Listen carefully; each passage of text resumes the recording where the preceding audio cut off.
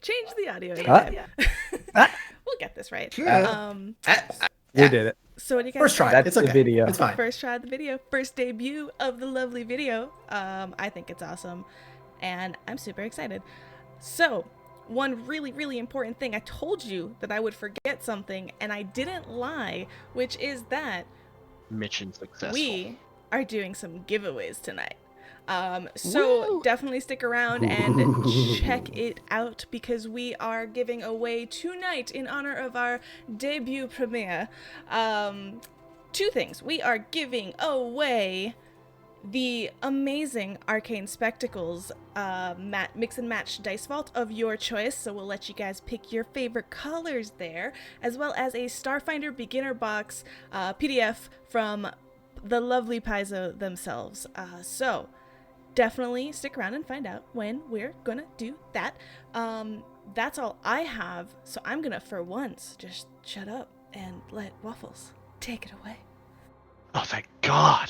Oh man, are we playing now? I can delay a little bit I thought this was a longer. baking show. Yeah, we can talk for 3 hours. That's fine. Just yeah. That's what everyone wants to hear. That's what they came here for, is to hear us talk for 3 hours. Okay. Technically. No, they did not. We find ourselves in the vastness of space. Darkness, mute, no sound around us. We see below a red planet. Looking down, we fall quickly as the red planet begins to approach us with great speed. As we almost hit the ground, we slow, realizing the scene around us. Around us, we see a small town. Nothing but empty redness and blistering windy deserts to our northern horizon, and frozen sheets of ice to the south. We peer into the town. Estuar is, for all intents and purposes, a quiet town. Around you, you see metal vats being rolled onto carts. Eventually, you watch a large alien humanoid figure bring out a cup, pop a small spout on the vat. A clear liquid spills out into the cup. They bring it to their mouth, drink, nod, and continue on their way, looking over this operation. We continue through the town, eventually inside a building, as we see 5 humanoid, almost all humanoid figures standing there with one other guy behind a desk. The guy behind the desk is a red-skinned humanoid, has black hair, shoulder length, slicked back. You could think like soldier meets farmer type person, as he's kind of sitting there. You can tell he's been battle hardened, and he just has this no nonsense kind of attitude about him. As I will show you him real quick. Oh, should I switch to I the... thought we were describing me. Oh yeah. Just kidding, we're here. Look at this beautiful space. This beautiful space. Ooh. That is him. That's the guy you see behind the desk. He's kind of sitting back, leaning back in his chair, feet up on the desk, his like dirty boots up on the desk. And he goes, "Right, so this is the crew, eh? What a load of shit." And you see him kind of like bite off the word at the end and looks over you. He goes, This is who they sent me. You, Hornhead. What can you do for me?" Me? Yes, you. I don't see any other horns on anyone's head. Tetsu slowly scans everybody and nods, a bit confused, and goes, "I was hired as a bodyguard. That is what you needed, yes?" So you can kill people. I thought this was about protection. Okay, so you can protect people. You hear me? Yes. I'm talking here. Yes? What? All right, Confused. cool. Yep, that's fine. He holds up a hand to you. You'll protect people. Okay. Rock person, you. As you see him point to Yes. you, Eisen. I mean, what can you do for me? Why are you here? I guess I'm here to kill things, to put it simply. All right, so we got protection, killer.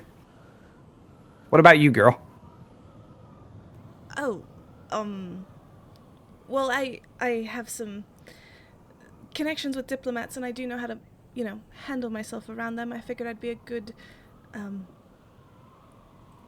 person to be around. I'm here to help in whatever way I can.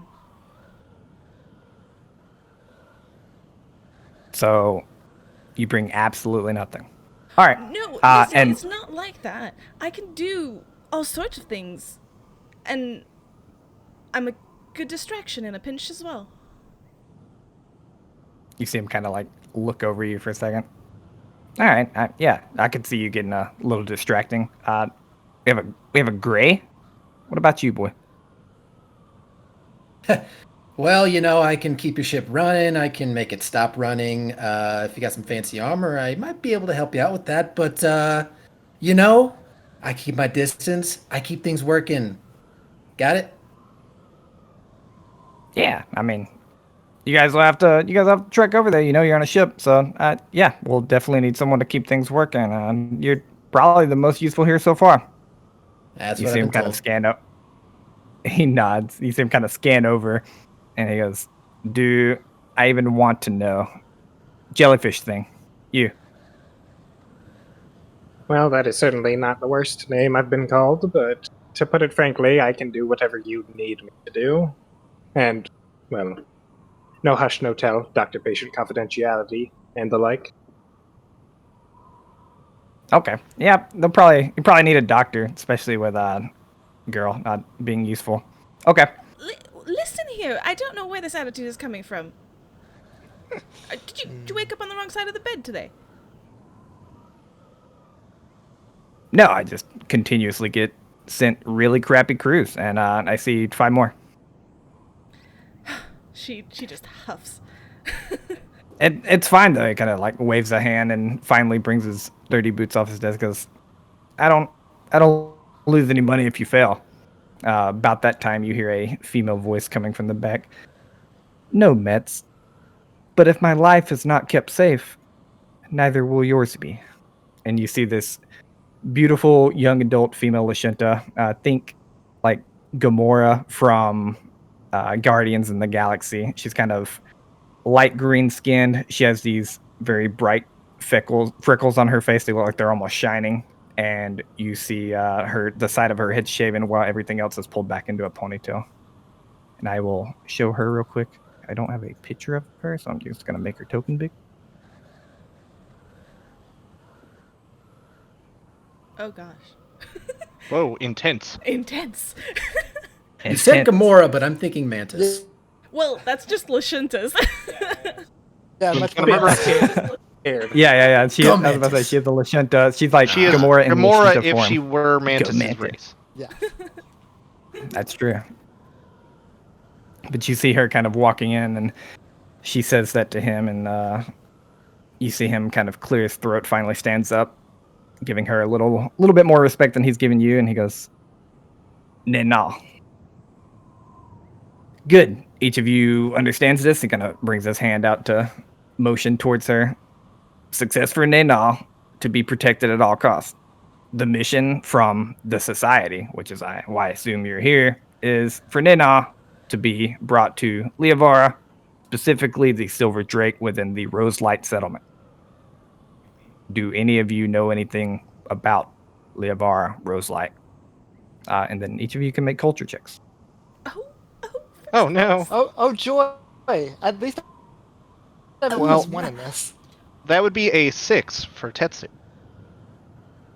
Oh, Hey, culture is my Shocking jam. 10. Natural one. Mhm.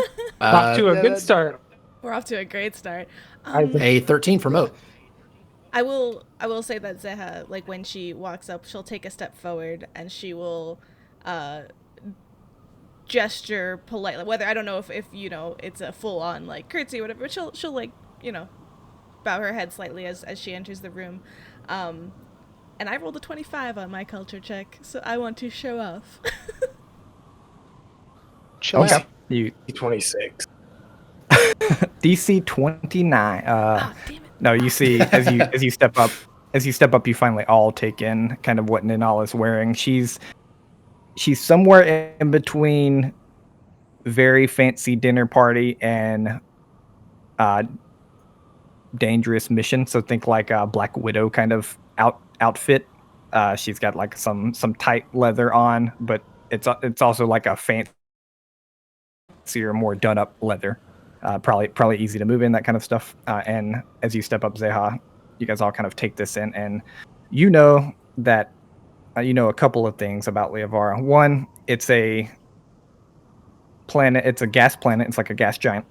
Two, Roselight was set up to keep tight restrictions on the mining industry. They actually mine gas off of Leovara. That's like why settlements are set up there. Roselight itself is an encapsulated city, which is why it's called Roselight. Kind of the aluminum they make about these encapsulations kind of sheds this rose-colored light everywhere.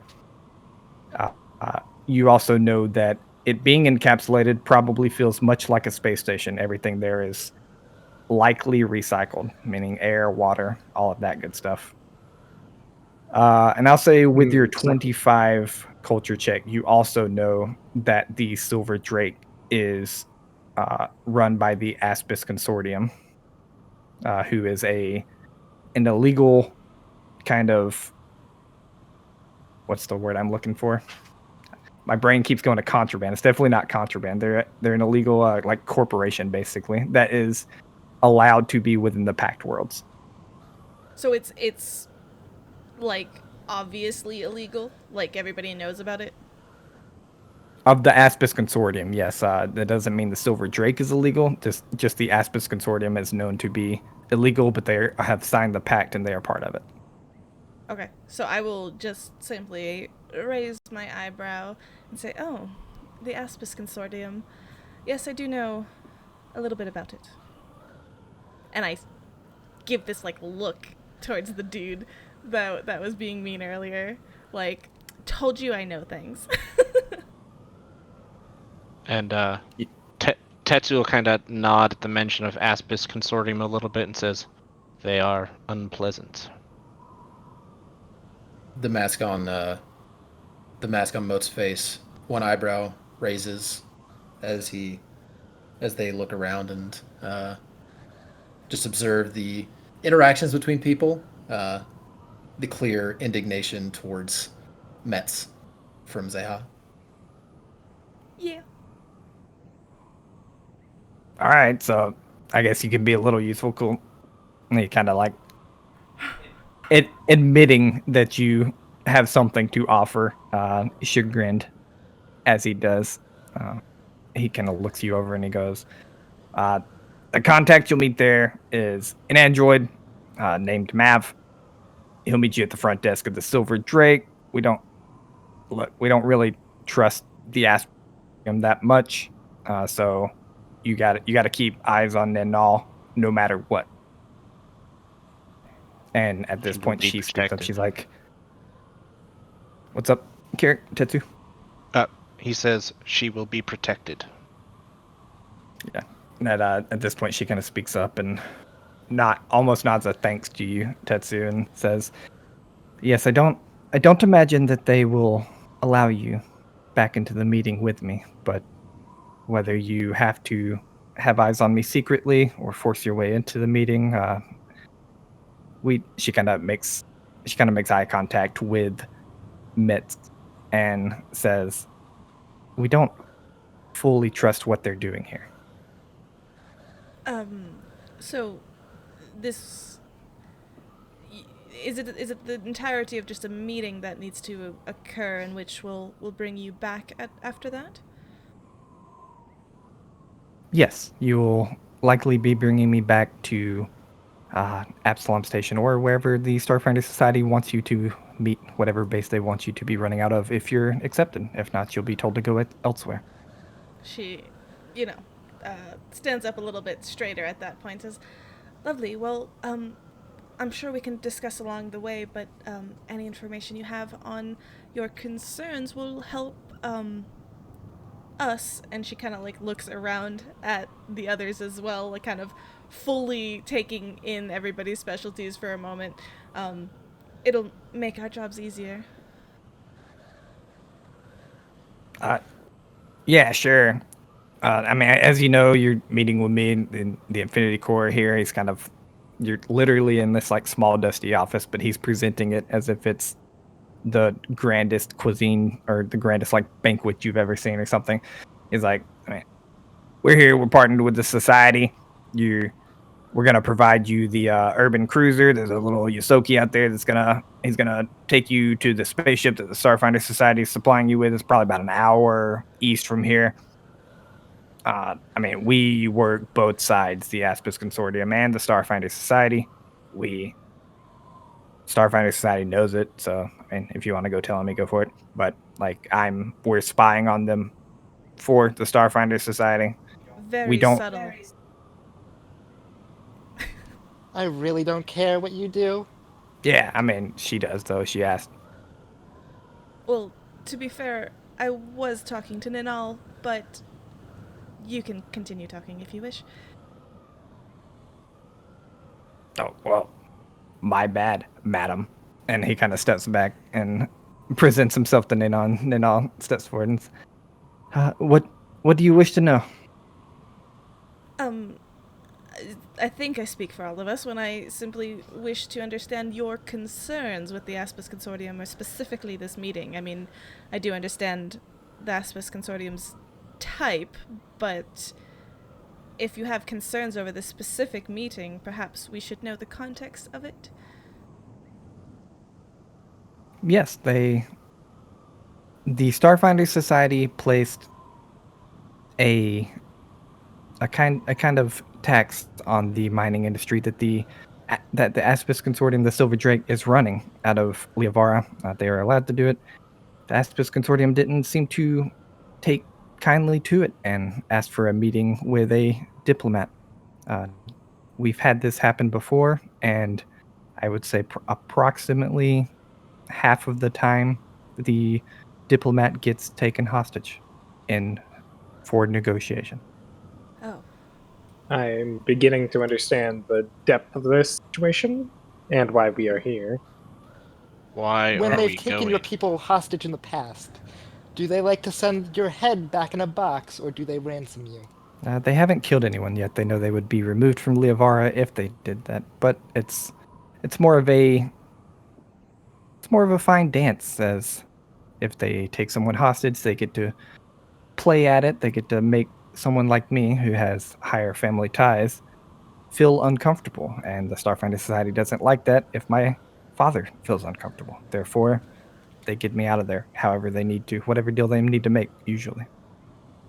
Well, that's Why- the kind of why dancing not I am just- familiar with. Same. Why not just make the deal? Why dance? Why? Well, the Aspis Consortium's the one that doesn't want to make the deal, so they are asking for me to come bargain on the Starfinder Society's behalf. Do you know who you're meeting with? Specifically, who your contact is on the other side? I don't, and usually I would not be able to take their name out of the room either. Fair enough. The Aspis Consortium does usually do most of their trade in secret. So you don't meet with the same person every time, then? No, not at all. I've never been to the Silver Drake before, but they do meetings in space on a space station on different planets. Great. By the way, when Eisen, when you said me too to like being familiar with the political dance, so to speak, you see that Zeha is like looking at you a little bit more with interest than she has the others so far. So she's kind of just looking at you. You can tell his clothes are surprisingly well made. They're worn, but like they're clearly of like higher make than average. Noted. I'm the only one in a suit, so I'm just putting that out there. That is true. You are. I'm just standing there in a Dapper true man. bodyguard. Which is why when Compared you to Your the rest pants only have Moats- 4 legs. Compared to the rest, Moat's coveralls are just grimy They've been like cleaned up a little bit. It's like they went to the dry cleaners, but didn't quite get everything, so it's a little grimy. He just kind of looks at these people and thinks to himself. I keep saying he, but thinks to himself, "What the hell are these people getting into? Politics are bullshit." I like that the one that said that he was here to kill people is dressed like as nicely, and the one that's just like, I can help keep things running is the only one that's not dressed up right now. I mean, it's fair, it's fair. Hey, I don't see a speck of blood on his fancy clothes, so obviously. fair. Not yet. I'm not the one who bleeds. Everyone else is. Oh, Blood splatter. Yeah, it kind of splatters. You kind of get used to that if you're actually working with your hands and doing things for sure. You know. Not when I cut them. Not when I cut them. But you, At you this cut 'em point, with you a see spoon? at this point you see Nina kind of like step up, and she's like, "Well, if that's it, I do think we have a ride on quite a dirty machine, and then we'll be in the ship. One of you do know how to fly, right?" Yes, I can do that. That's fine. Before we go, can you do me a favor? Do a quick turn for me. I need to just check what you're wearing, just to make sure that when you walk out, you're not being held hostage. I don't want you blowing up by accident. what? You see her kind of like look down her nose at you for a second, makes eye contact, like looks out the side of her eyes to Mitz, and then walks out the door. Whatever. That's your problem. Perhaps you Tetsu try asking a immediately little bit follows her as more. she starts walking out. Yeah, yeah. I turn not to allo- follow after, but I do kind of look with a raised eyebrow at you, Eisen, and I'm just like, that wasn't the most tactfully put. Try harder next time. And I keep walking. Dr. Len just kind of adjusts his faux glasses at you and then leaves. Eisen I has already look left. Like, very yeah. confused as I try to like figure out what's going on with the coat, and like he said jellyfish, but I'm just not sure what's going on there. When I walk behind Len, how transparent is Len? Is he like pretty solid? Is there any like light passage? Kind of like 50% transparent, you know? Like, you can see through them if you look closely. Then definitely I've played with that. I've upped my my radiant level to bright light and just kind of played with how much light I can get to shine through Dr. Len from behind him. I love it. Moat was bounding out to go to the ship, but as soon as they see the light levels shifting on the rock guy, they stand back and just follow behind and just watch and see if there's any sort of technological thing going on there, or if it's just some weird alien shit. Weird alien shit as far as you can tell. I quickly try to Swallowed walk a glow stick. past everybody to walk like slightly behind Ninal. Tetsu is just beside you on the other side, just keeping very close. One He has bodyguard, no weapons. one not at all. Just a satchel over his shoulder. And as you guys all walk out, you kind of come back to this desert planet, high winds. It's not very hot here. Most of you know Akiton to be quite a warm planet, but being so close to the ice caps in the bottom, it is not very hot here. And actually, I will pull you onto the Akiton map just to give everybody a view of what it looks like. Aki, don't. Remember, your characters don't know where all of this stuff is, but Quickly, metagame. hurry, Already metagame. did. There's too many things to memorize to metagame properly. Yep. But you were at the bottom of the south here, in Estuar, right next to the Winterlands of the South.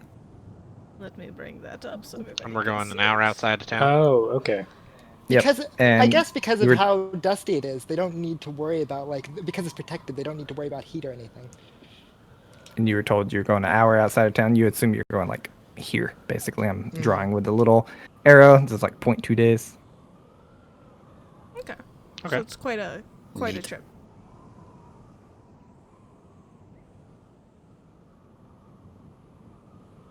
says, I mean, you're all going to be working together. Make sure you take the hour that we set aside for you. And you hear him like trying to be like full of himself as he's like, make sure you take the hour that we set aside for you to get to know each other. Tweck will take care of you. Tweck, do I see him?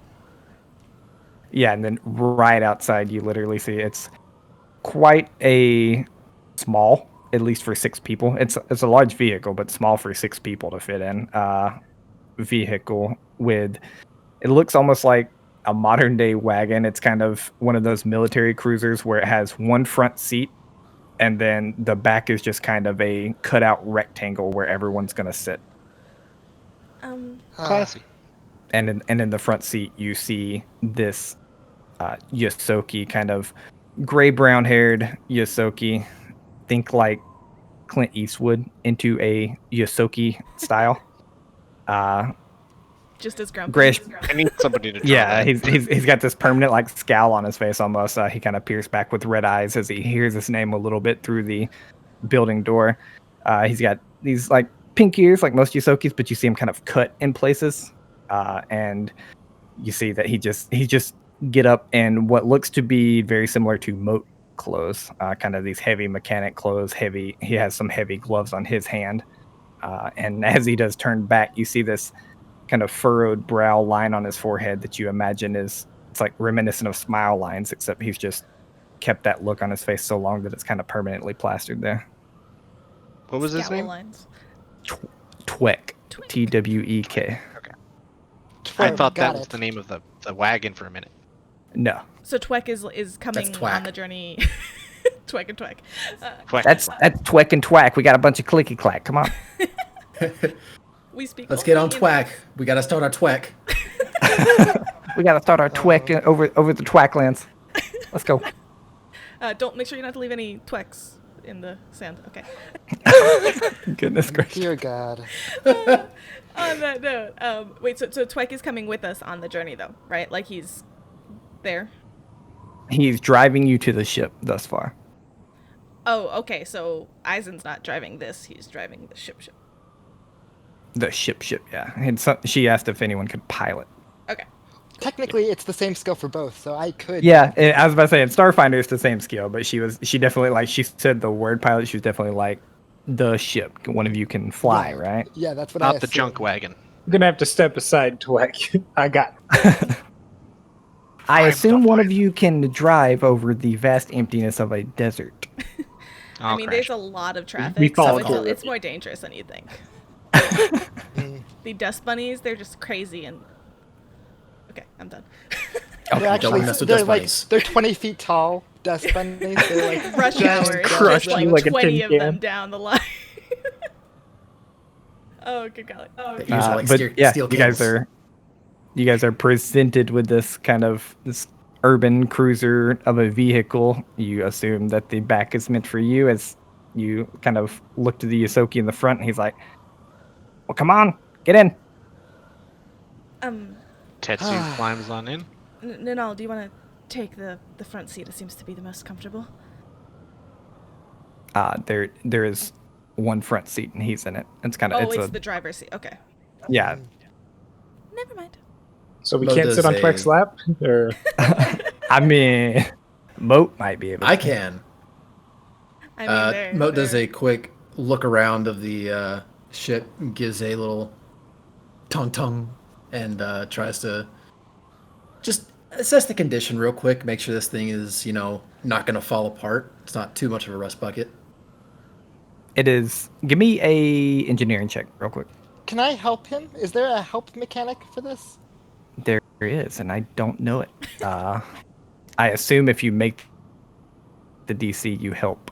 I think it's It was the like same a as flat- Pathfinder. So if you hit the DC, It was something different. yeah, I think if you hit the DC, you give him a +2. That's how A help works. 26 engineering check, unless the help helps. I know. Unless the help helps. Of 6. It doesn't help, but this isn't Pathfinder 2, so it doesn't hurt. Roll me. another nat 1. wow. Yeah, I know. Look, Are you Eisen okay, is built bud? for one thing. I He don't said think he's you're gonna- cut out for this. Look, his Eisen goal is has to a kill nosebleed. things. He's just waiting. I'm scared of He's nearing him storing to the his pilot seat at all. Like, I know, right? It's fine. He guys. shorts out the vehicle. Yeah. It's yeah. fine. yeah. It's He fine. gets in and We'll just only like go into electric the sun shocks. once. Shush! Alright. You don't want to spoil it. That happens later.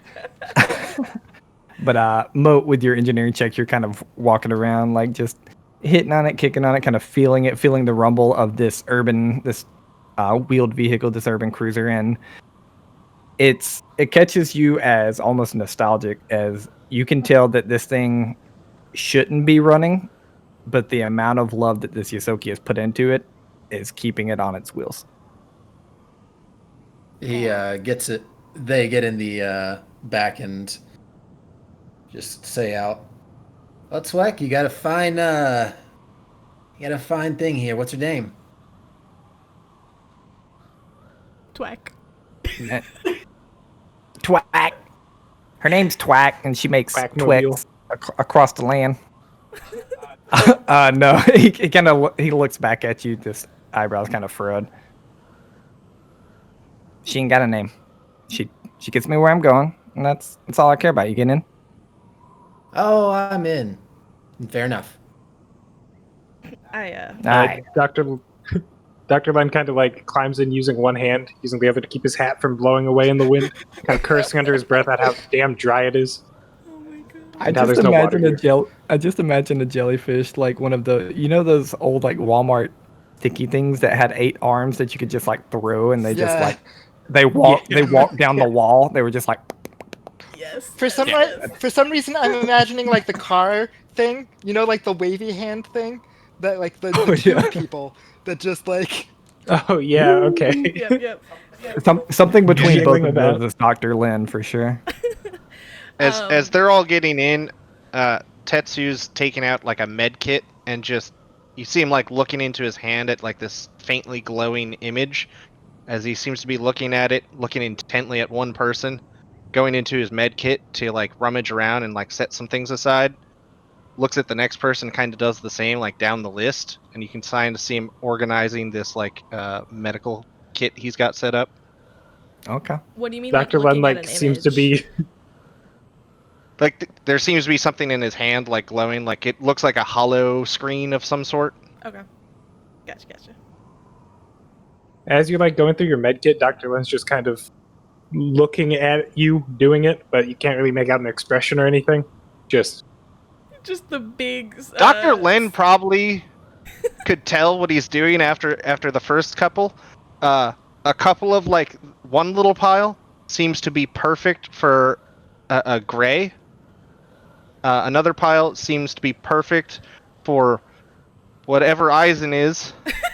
I don't think you can say that. Yeah. I think this is Shimmer- perfect for what you might be. Yeah, Oh my god. like he seems to be like trying to divide up his kit based on the people here to like have medicines ready to go. Is and- By the mine time just you a start- chisel? you start to set stuff aside for like some person, and he just kind of like shakes his bell in disapproval. I can't. Marcel, please. Tetsu New stops. character. I literally can't handle it just being a giant jellyfish. Wait, I love wait, it. do It's you great. do you do that to him? Yeah. Yeah, he stops, looks at the vial, looks back at you, slowly goes to put the vial back to see if you do something. Just looking. Just watching. He sets it down, looks again, grabs another one that has a very similar name but like spelled a little different, and puts that in the pile, but like waits before setting it down, just kind of watching you. This Len kind of draws a tentacle to about like the underside of his bell and kind of like sits there as if watching, thinking. Then nods his bell slightly to himself. And about the He starts exact second, continuing. about the exact second of the nod, you feel the cruiser take off. When that happens, I Eisen says, "Thank God," because he's been watching this and is just like, "Thank you." I stepped on gingerly prior to this, obviously, and I kind of like scoot past the giant jellyfish and find a seat opposite, probably opposite Tetsu, as I'm like watching this interaction, and I'm like, I believe you said you were a doctor? Suddenly blasters! And all of a sudden, you get shot at. No, I'm just kidding. Saw this coming. That You were will not saying? happen again. Oh, the passing dry bandits. They get him every time. Get down! Get down, Mr. President! I mean, I'm still struggling to learn the audio software. I'm trying. No, it's perfectly fine. We should say that our lovely Varso has taken on the task, which we are very grateful for all our in-house stream audio at the very least. But she's looking kind of like, she looks at Tetsu and she kind of says, to Tetsu, but then kind of looks over at Dr. Len and she's like, I believe they mentioned you were a doctor?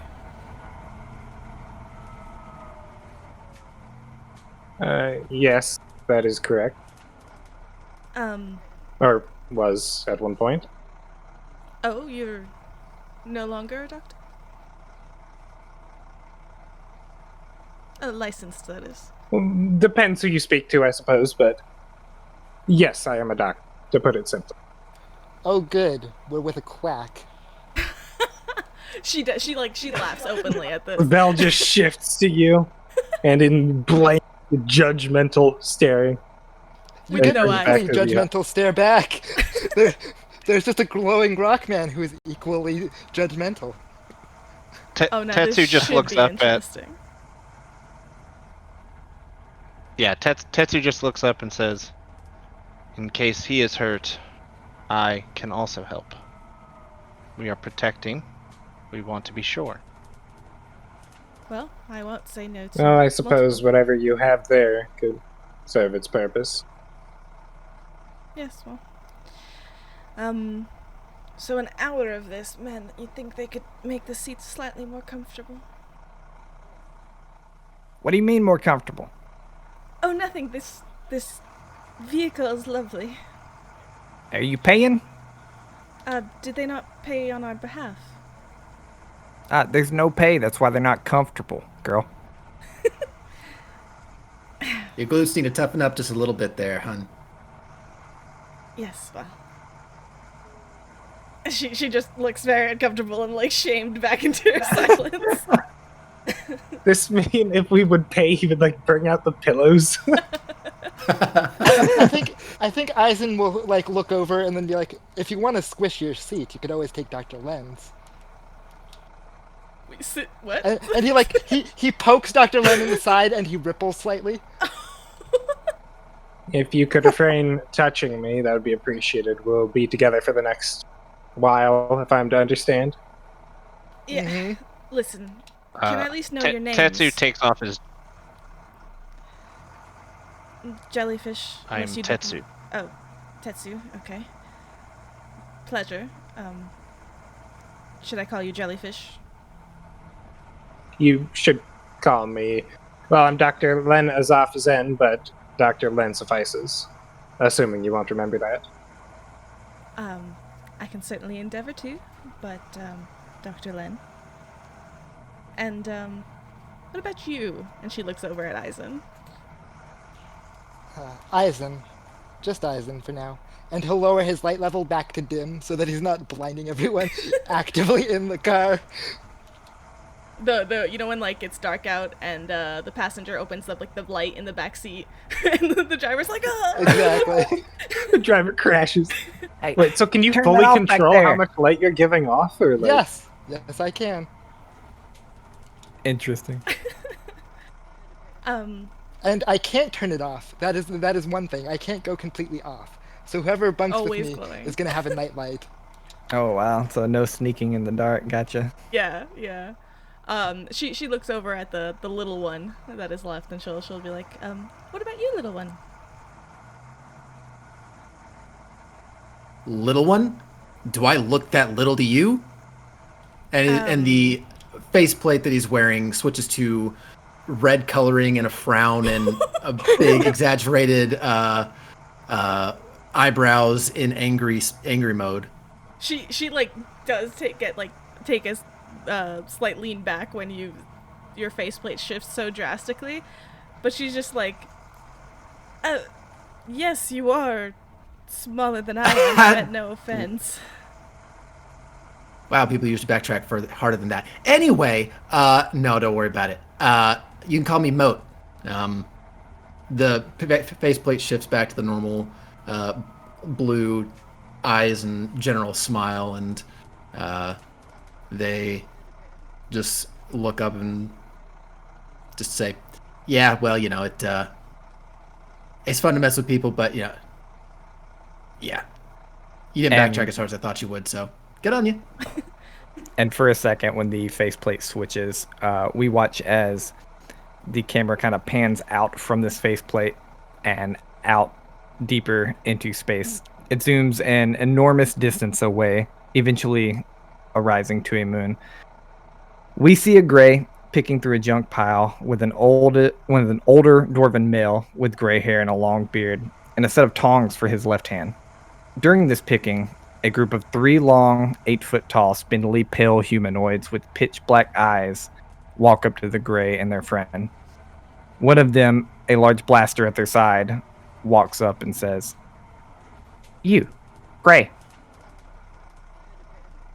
You're contaminating our picks."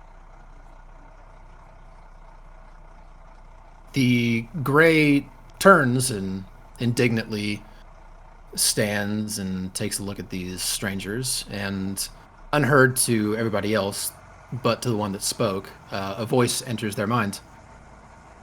"I'm telling you, Bonskis, these pigs are ours as much as they are yours. Finders keepers." It's almost immediate. Like, you get about 6 words into their head, and they're able to react in time, and they slam the butt of their rifle into the side of your head, and you hear back in your head, "Stay out of our heads, freak." And they say, and they kind of bring their rifle down, pointing at you. The gray is shaken clearly and begins scrambling back along the ground, suddenly realizing that they're not messing around. They're actually threatening them. They reach around for anything they can find among the junk that might help defuse the situation, maybe to defend themselves. And they happen upon a technopathing node that's just laying around. They connect it to their comm unit and begin speaking through the unit speaker. "Stop that! I'm not in your heads no more." You watch as this Vertani just kind of looks at you for a second, rifle pointed, finally brings the rifle back up and says, "I'm not trying to kill anyone today, but you are very disturbing. We don't want you around anymore. If we see you again, you won't be as lucky as you were today. Get." With that, the gray gives up the picking and gets out of there. And walking away, as we move forward in a little bit of time, we see some work being done, and the sparks fly on some device that the gray is working on. A little bit later, the gray dons an early version of the mask that is seen today, and lights blink to life as an expression, and various expressions flicker, and various settings and expressions, very emotive ones, come across the screen, taking inspiration from the Vertani, who had colored pigments that did the same thing. And as after that is in place, Moat returns to their business, picking and tinkering and ready to head out to the universe to make waves. All right, and we kind of zoom out on Moat picking, tinkering, and we zoom back into this urban cruiser where everyone is sitting, kind of getting to know each other. There is, like, after everybody, Zeha's, like, going to each person and asking who they are, and after this conversation with Moat, there's this, like, pause as she leans back and looks and, like, waits in this kind of awkward silence, and then she fills the gap with, "Well, since you're so curious, I am Zeha Vumti, prospective Madaloon of the Ramsam 10. You may have heard of me." Sorry, no. No. Nope. What do those mean? She does do a very quick glance at Nanal, if Nanal has heard of her. You get the sense that Nanal is barely listening to the conversation whatsoever. Okay. So you knowing people, it's probably 50-50 if she's heard of you or not. It's probably also 50-50 if she's even heard you say that. Okay. Moat pipes up. Perspective something or other. What? What is that? What does that mean? How familiar are you with, well, fine art, I suppose? The faceplate goes into one of those, dials where it looks like something is loading, and it just spins for a few seconds and goes back to a mischief smile. Yeah, not at all. Yes, well, then I suppose I wouldn't expect you to, but it's quite all right. Simply someone, a performer, if you will. Ever been outside the Pact Worlds? Almost on the word performer, we kind of just immediately transfer to a scene, and we see Zeha walking off stage and into the back as applause surrounds her from a crowd. She passes a handful of female Kasatha that are getting ready with intense refusal to make eye contact with one in specific, who seems to be watching her. She notices her mother then, waiting by her little dressing table she uses to get ready. We see her eyes flicker a conflicted expression before she collects herself and steps forward. Mother, what did you think of my performance? Well, you lost him for a second, dear, she says as she kind of begins to fix her dress a little. It could be better.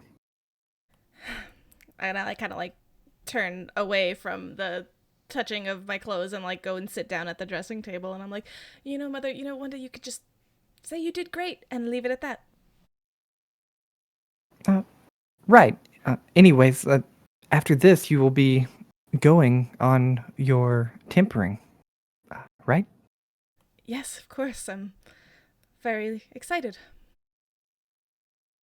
Well, you see her kind of reach up to touch your headband for a second. I do hope you make the Ramsinton proud and come back to claim your spot as the Madaloon, much as your grandmother was.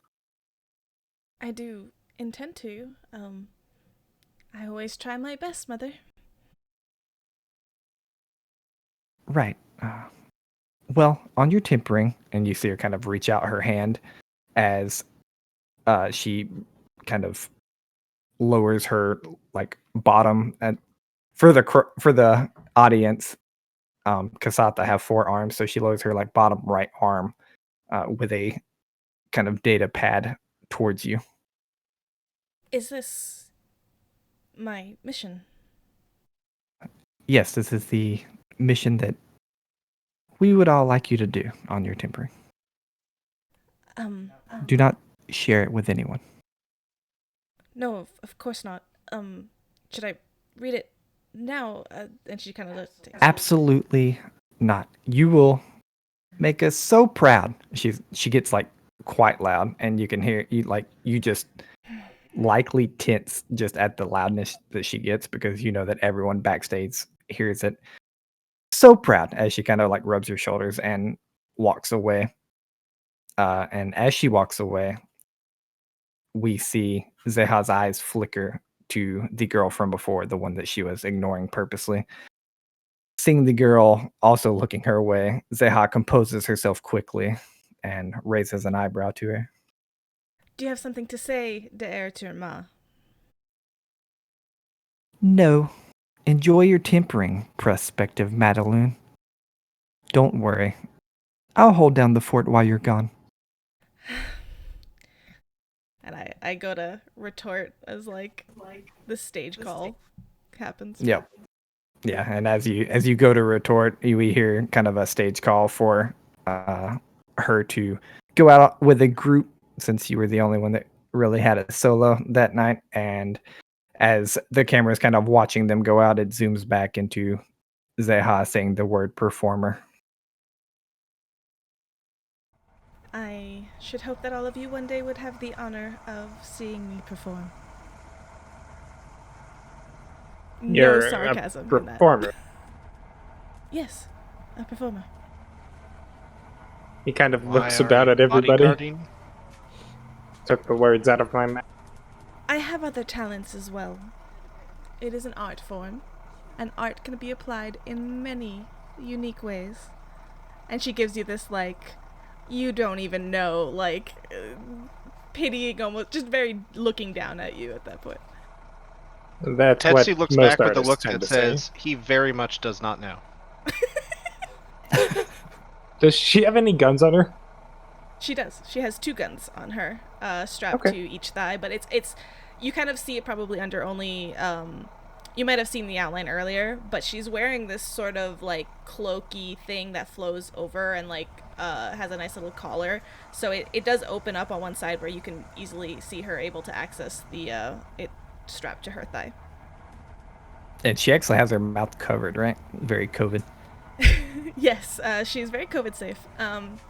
Yeah, you've never, like, seen, it's a very thin cloth piece that comes around her mouth and nose, and she, it's very weird because it's almost very, like, it doesn't muffle her speech at all, and it's barely even able to see the, like, her lips move underneath it. Have you ever made it out Seems past the Pact planets?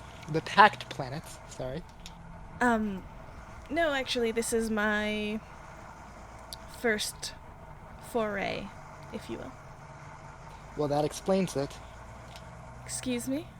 I believe you said you hadn't made it past the Pact planets either. Where are you from? Out in the vast. That's it? We don't need to know much about each other as long as we know how to work together, yes? Can't say that I'm not curious now, but if you won't indulge us with that information, I won't pry. But I figured it'd be obvious since I'm the only glowing rock man around here. Shimrin Sara is where I'm from. I've heard of it. So I wasn't sure if you were a traveler. So you're just from home. What brings you here? Traveling. He says pointedly, you say you're not a traveler. Well, I'm traveling now, and that's what matters.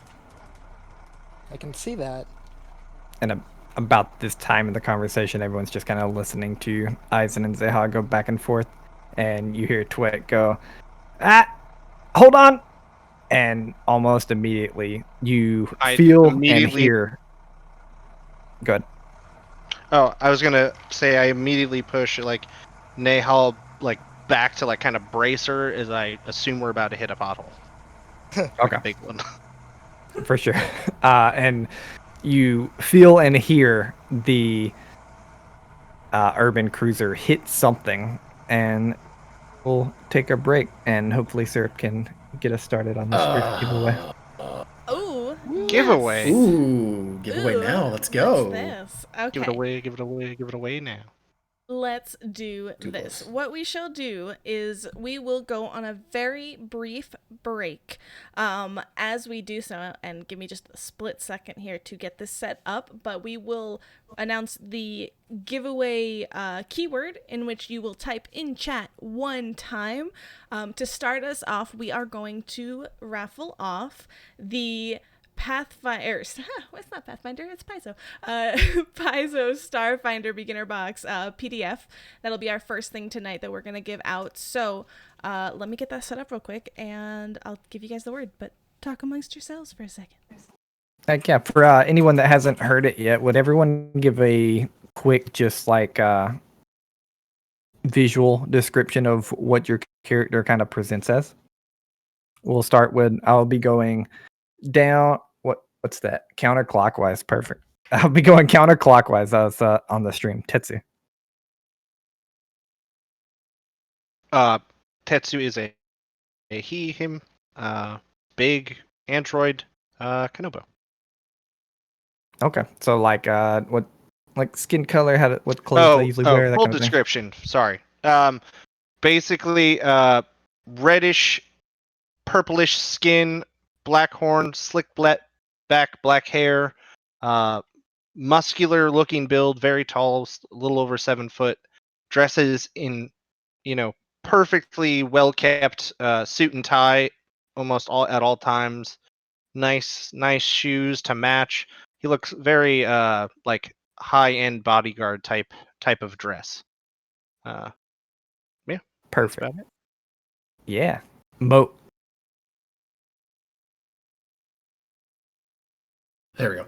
Wouldn't unmute. Moat is they're gray, and they present as they, them, despite how terrible I am at going with that. I keep saying he just because, yeah, We're trying our best. It's hard. And honestly, chat, keep us to honest switch about it. over and present. But Moat is wearing at almost all times a mechanic suit that is kind of a honey mustard color with some like brown mesh accents. It's a bit protective. It's got some a bunch of pockets and a bunch of space for keeping utilities close by. And of course, Moat wears a face mask over their face, which displays whatever emotion that they're feeling at the time. Typically defaults to a cyan LED, just general smile that you see on the character art. Perfect. Eisen. Eisen is what he presents to be as a male, about 7 foot tall, a little over 7 feet, rock person, aquamarine in color, gorgeous gem tones, with shocking eyes that like glow constantly. They're almost always the bright light color, even if the rest of his body is dimmed. He wears very loose-fitting, almost kimono-esque gear. He's very kind of samurai inspired, and he has a very rock solid build. Rock Was that a solid. pun? Oh man, Maybe. no punnery. Maybe. All right, Dr. Lin. Dr. Len, who is a real doctor, it appears If you as say it a enough, it'll be true, right? exactly a he him pretty much a giant like 7 foot tall jellyfish, like kind of crimson blackish in color, a little translucent. These like really long crimson like tentacles. He usually dresses up as though he were a real person with like four-legged, like kind of khaki pants, this like khaki colored overcoat that kind of ties in the middle, and just has this like large kind of rucksack along one side of his waist and a short long barreled needle rifle on the other side of his waist to shoot whatever medicines he may need. He also wears Very, like, glasses private. kind of on the front of his face. Yeah, very like private eye. Every time I look at him, Yeah. I'm like he's a little detective. No, he looks like a streaker about to like juice you up with illegal drugs. One of the two. No, I'm with He's either a Waffles on this. detective or he's either a detective or he's that guy on New York Street where he just kind of like opens his jacket and has a bunch of knives or Needles in or this some case. needles. Hey kid, you Yeah. want some healing? You need some Actually, needles. as we go forward, can we please update Dr. Len's outfit for different detectives? So eventually he has to be Magnum PI. Carmen Sandiego. Yes. Yeah. Mhm. Batman. But wait, No, Barstow, no, is like live. Yeah. the shoulder pads that are like expressed in the beautiful character art by Nox, is that like, are those what attach to his belt? Like, how does the coat not just slide off his belt? You'll have to ask about that in character. I mean, you don't know. You don't know his secrets? Also, did He you may be mention the hiding a hat? body in there. Who knows?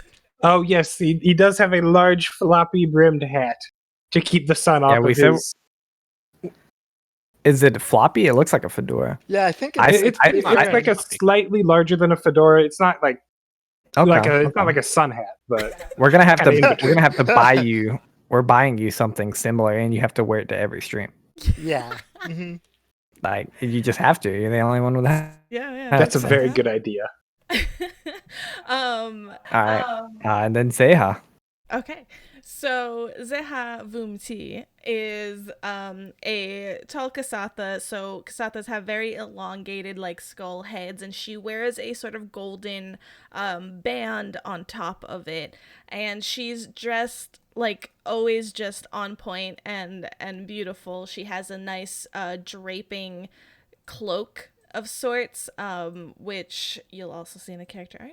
And it just matches her outfit. It matches the cloth that covers her mouth and nose, and she and she is just always very takes care of her appearance. Underneath the cloak, she has a sort of like skin tight jumpsuit of sorts, which for those familiar will see it as the like second skin armor type thing that has. So yeah. Perfect. All right. You want to tell everyone how to get us into this giveaway, and then we'll go take our small break and be back? Yes, and I will just add the slight addendum that the reason I cracked up is because Gooby keeps writing the One Piece laugh, and it kills me every time. Yeah. No, I will not laugh like that. I won't. Well, I guess that's your laugh now. No, fun. no, this is not my laugh. Gooby can't make that happen. Goofy already said, and I agree with it, is the next community challenge, once we fill this one out, is going to be to make your laugh like that in canon. Nope. It's when she finally breaks and goes evil. All right. I'm gonna distract y'all with some giveaways. Take some free stuff, y'all. In chat, make sure that you type the first word of our first giveaway tonight, and that is going to be journey. Wait, let me make sure it's not plural. Yep, no, just journey. Journey, Journey. Type it in chat just once, please. Any more, and you will be disqualified, just to avoid any spams. And we will take our break, so put it in chat, and we will find out who won when we get back. Heck yeah. For anyone that wasn't here, it will be a PDF of Paizo's Starfinder beginner box. And that's what this giveaway will be for. So one word, journey, Journey. Beautiful. All right, guys, we'll be right back.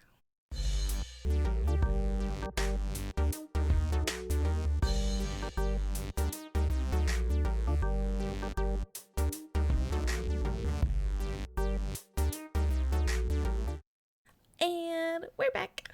Thank you guys so much for hanging on. Hope you enjoyed that bopping music of our break screen. I freaking love it. I miss it already. So just real quick, if anybody hasn't done so yet, to enter our giveaway we're about to pull, it's going to be Journey, Journey. Enter it once so you don't get disqualified, but get that in there real quick before we pull. You got this.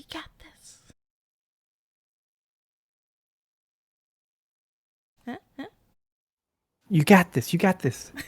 believe in you. Journey. The Starfinder beginner box PDF is literally probably everything you'll need to start Starfinder at the very least. And then you'll probably want to buy more because Paizo's freaking amazing.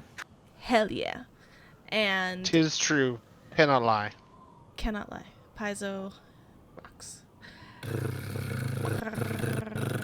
Are we ready? Everybody have it in? All right, we're going to do it. Oh, let's go. I think I'm ready. Drum roll, bum, bum, bum, bum, bum, bum, bum. 3, I'll make fake accounts bet. 1, boom. And why? Hey! Yeah. There you go. Heck yeah. Awesome. Congratulations. Super You won. congratulations. Heck yeah. Well, we know how to get in contact with you, so it's not too bad, but shoot us a message, whether that's on Discord or Twitch, whatever you prefer, and we will get in touch and get that to you after the stream, or if it's super late, maybe tomorrow, but we'll be in touch. For sure. Just a reminder to everyone, at sometime in the future of this stream, we'll be giving away an Arcane Spectacles Dice Vault. Mix and match of your color choices, so stay tuned for that. Heck yeah. They're awesome. Go That's check pretty out their cool. stuff. You're going to want that if you haven't seen it. Let's I'm all very sit here in jealous. silence for just a moment as we read Ed's speech. Thank you speech. Just total silence. Thank you. No, I'm kidding. I am kidding. Please don't actually do that. If we all sit stock still, they'll think the stream froze. Yes! Oh no. True.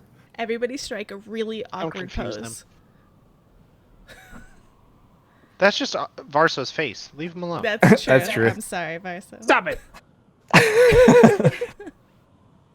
All right, so as we bicker back and forth between Eisen and myself, I heard we hit a body that fell from the sky.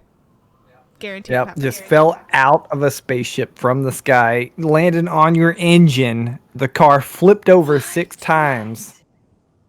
I need a reflex saving throw from all of you.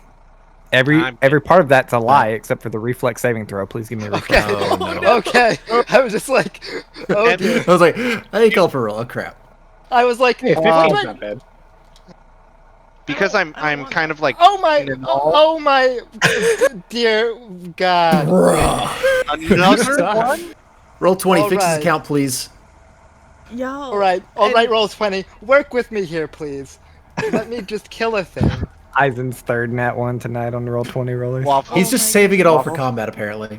Remember, you Apparently. can roll real dice in this campaign. You can. Which I am. Though roll 20, I'm sure, is just doing this on purpose to make us entertaining. I think so. Yeah, sure. Waffles. Yeah, what's up? Am I giving Nanal any kind of benefit for helping her or anything? Yeah, I will say if you want to, you are giving her a +2 if you take a -2. Absolutely. Okay. Ugh. Which is an 8, so it's fantastic. Perfect. All For right. me. Well, you rolled an 8, which is a 6, or like, did you already subtract? No, a total of 8. Okay. Yeah, so total of 8 with a subtraction. Total of 8 from you, 15 from Dr. Lin, 16 from Zeha, 13 from Moat, and a natural 1 for a 3 from Eisen. Poor Eisen. Just Perfect. keep eyes rolling.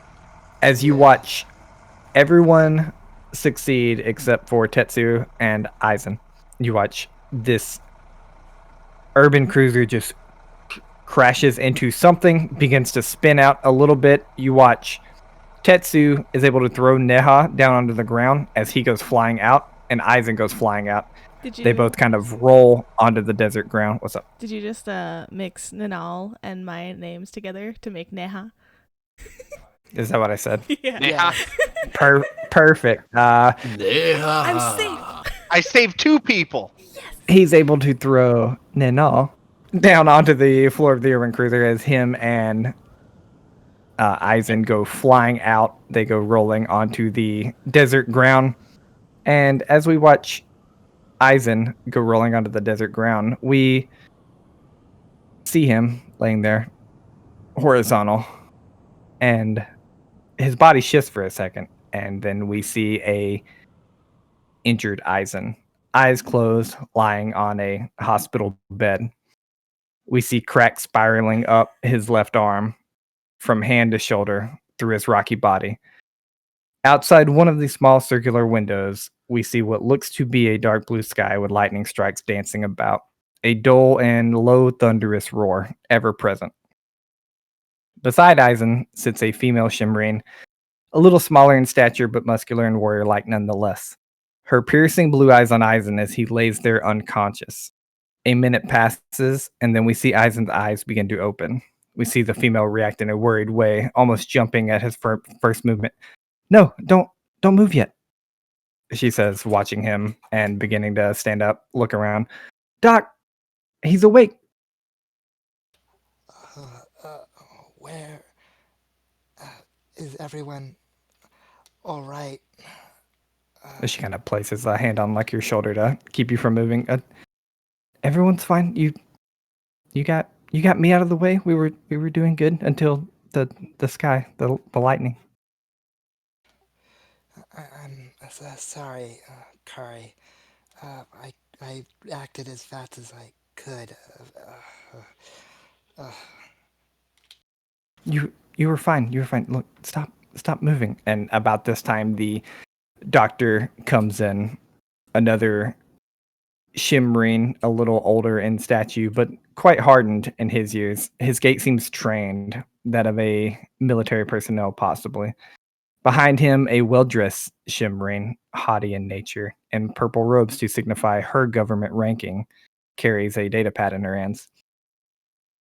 Good. You're awake. I can have you leave without feeling bad, the doctor says, looking to Aizen and Hikari. You hear Hikari kind of speaks up. She's like, leave? What? And she looks at Aizen for a second. Aizen, without saying a word, just goes to like grab her hand to make sure she's okay and actually real. Yep. And she grabs yours back and kind of looks at you for a second. What do you mean? She's interrupted very quickly. The government official, the female shimmering, raising her hand. Due to your current circumstances and what happened on that battlefield, you can clearly hear disdain in her voice as she bites off the word battlefield. We will need you to report to the government building tomorrow at 0700. Do you understand, Aizen? We will be running tests to see if you're worthy of Imperial position. This is not up for debate. And before you have a chance to answer, she is already probably about 3 steps on her way to the door. Imperial what? There must be some kind of mistake, or I heard something wrong. You see Hikari kind of look at you, her eyes like dancing a little bit, and she's, what doctor? What? Imperial? You see the doctor speak up. Yes, we need to get Aizen for some test. That lightning bolt he was struck by. It is... Well, it's not for me to tell you what it is. And you see Hikari kind of look back at you, her look somewhere between worry and anger at this point, Aizen. I think the last thing that Aizen says is, these tests will prove there was a mistake, right? Like, as he's sort of coming into realizing what's happening. Yep. And as you're saying that, you kind of, the camera zooms out you on the hospital bed, horizontal, as we come back to you horizontal on this desert land. You probably muttering the words mistake, as I need you all to roll initiative. Exactly. Oh, whoa. Because, Speaking of mistakes, who's not wearing his armor? This guy. Sucks for you.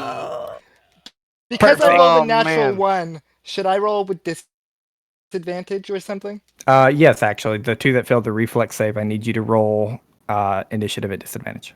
I can't really roll much lower, but maybe I can pull an Aizen. So 13. I 8. rolled a 20 and a 2. So it's a 3. Perfect. All right, I'm 13 pulling you again. onto the map right now. That's the urban cruiser, as you see it. That's Twek in the front seat. It's Nathan, really I wanna his see him, I fault. want to see him. He- Oh no, guys, we're off twack. Oh no! Twack, protect the twack! Oh no, Twek! Twek wet the twacks. He whacked the twak.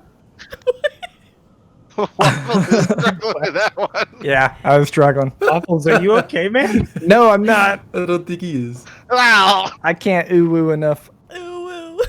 It's hard to both woo. alliterate like that and ooh woo together. It's also very hard to alliterate ooh-woo and smile all at the same time. Try to ooh-woo and smile, just period. Oh no! Ooh woo. Ooh-woo. Twek. Try Oh not no. ooh-woo. That helps. We're off goodness. twack. Twack is. I'm having cutting a this Okay, all we're out. going too far. All right. This is staying stream all in over. the podcast. Don't you dare. Don't give away You the stream's challenged over. me. Bye. What side did we land on, by the way? Did we take any damage? No, you just landed prone. Awesome. You already decided you I'm want gonna us to bring say our Tetsu landed character. south and Aizen landed north. Perfect. Yes, everybody can bring their tokens out. Everyone that didn't fail are in. Look at little Mo. Little Mo, so small. A little duder. Oh, should I re-roll an Aw, initiative with such a the little tracker? guy. 'Cause I suck. Oh, yeah, I'm bad, actually. That's my fault. I need everyone to re-roll initiative and then change it to what it should be. Yup. Why are you so bad? So I also need some banging battle music. Does the decimal point matter, or can we just go with? It's tiebreakers. It's tiebreakers. If we need it, but I don't think we will, so I don't care right now. I put it in there. Can't take it back. Did you Take it back now, Did y'all. you get a natural 20 on your initiative, Eisen? Me, no. That was the third initiative just to get myself on the tracker. So That's you know. so sad. Yeah, but whatever. It's fine. Hey guys. One day I'll roll nothing but natural 20s, and Yes. then I know Waffles this will battle die. music. So I'm just gonna really show off Waffles real quick because look at this fucking map that he made on Incarnate. But looking at these new tricks, this little chasm over here looks banging, and I know it has nothing to do with Chasm? the battle map that we're in right now, but it's awesome. Yeah, nothing's gonna come out of it. Yeah, or No. Nothing at all.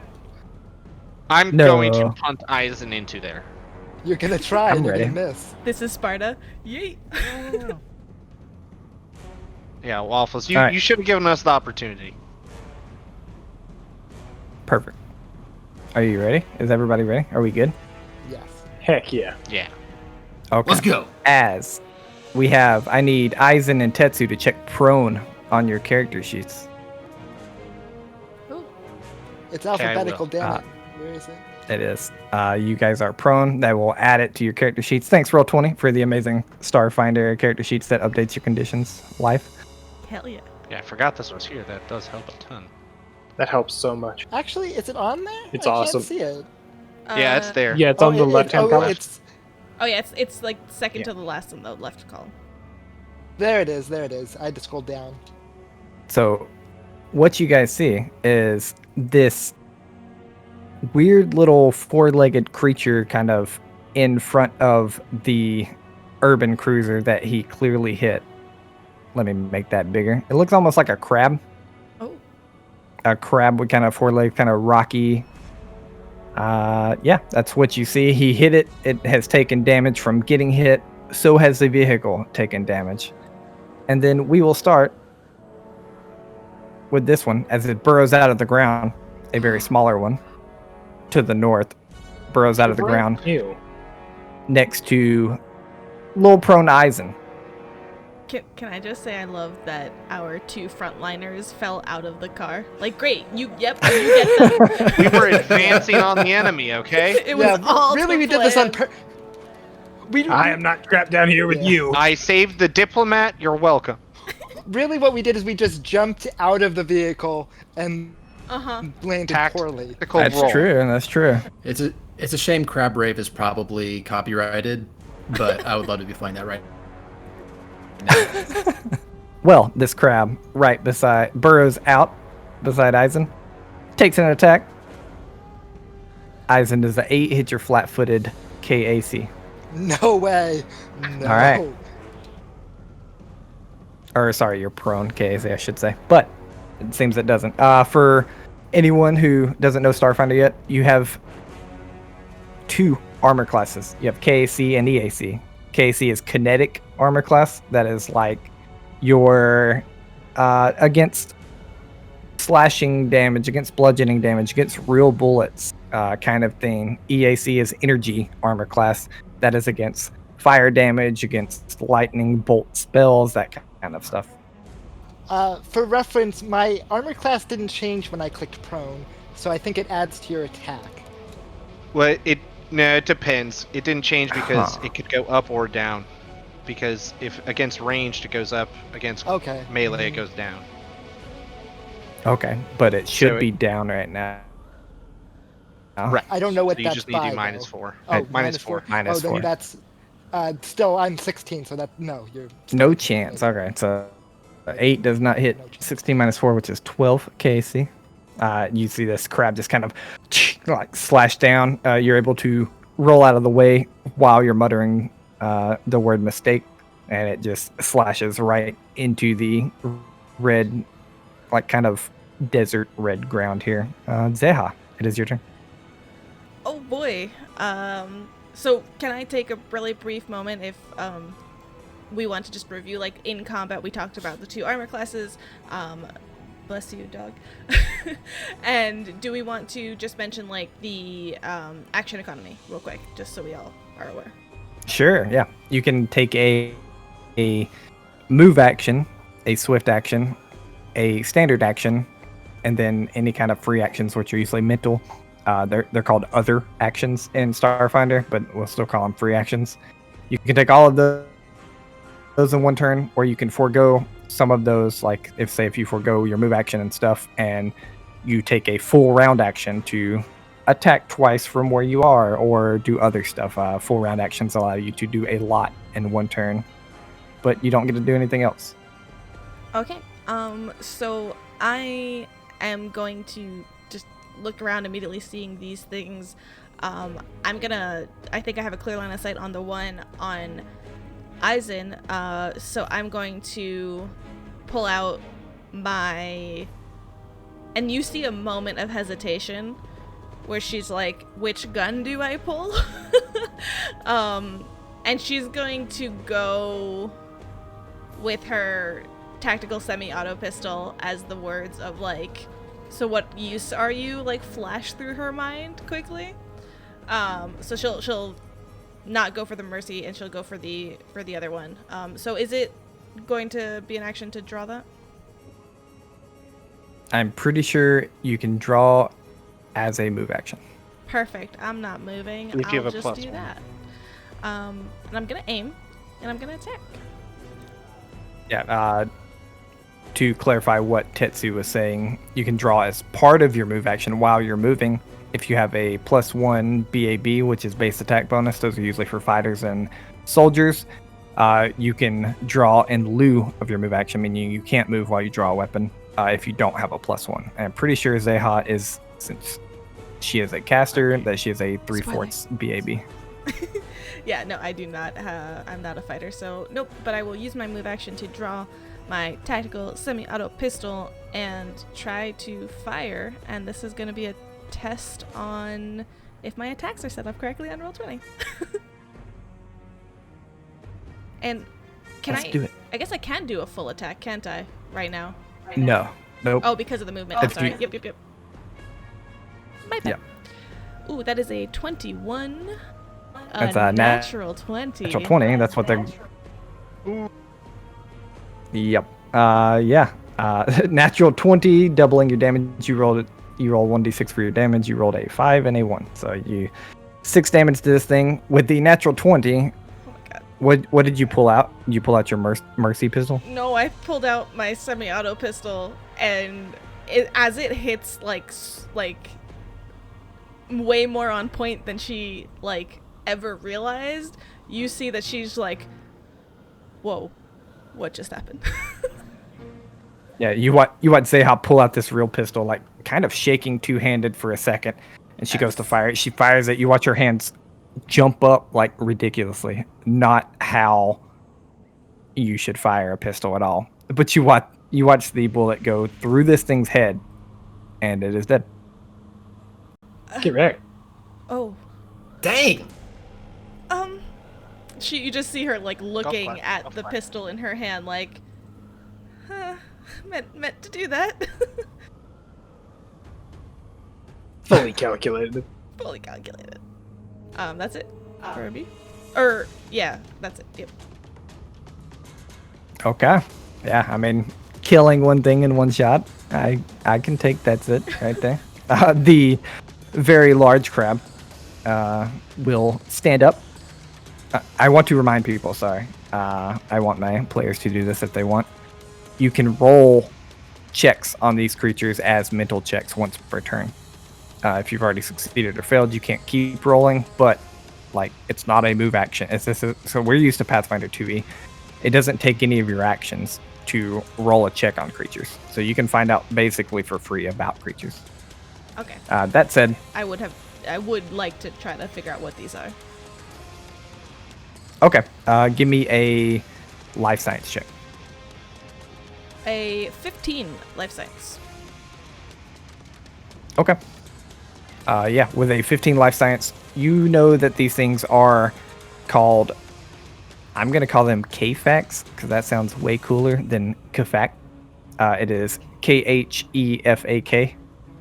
They are little crab creatures native to Akiton.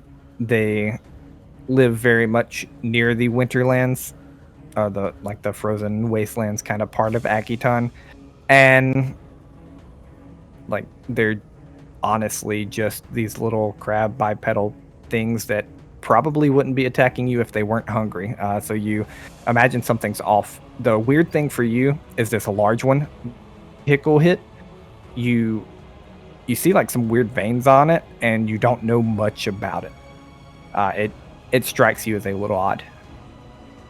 Oh, they might just be hungry. I didn't mean to. Are you alright, Eisen? Fine, I'll make sure to feed them something alright. They just might choke on it. Alright, with that, it is the large crab's turn. It uses one move action to stand up, and then it uses its standard action to begin climbing over the cart and very like skittering. It's like this four-legged crab. It's just like as it skitters up the cart and just kind of stands in between everybody. Is the cart open air or is it a ceiling? It's open air. Oh no! That's how you guys like flew out and everything. Oh, I thought we just went out like through like a window. Nah, it's It an moved open into air urban cruiser. Please don't hit me. Please don't hit me. I don't want to die. Well, that's its whole turn. It uses move action to stand, and it's standard to move. So, Moat, it's your turn. As Moat sees this, does Moat know much about the KFX in general, having been on Akiton for a while? You can give me a life gather science anything check. different about this? Life science? Yeah, you can give Gotcha. me a life science check. Ooh, that's a lovely 6. Yeah, with your 6, I'll say you know about as much as Zeha on the little ones, just because you've been here so long. But you, again, this large one is just strikes you as very odd. Don't like that. Huh. And he reaches over to a small device attached to his belt and pulls it out, and then you hear him say, "Combat mode."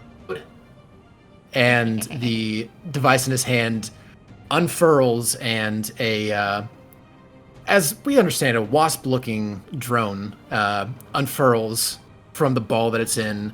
The stinger comes down, and some hover jets start flushing and jetting to have it raise in the air as the holographic wings flutter.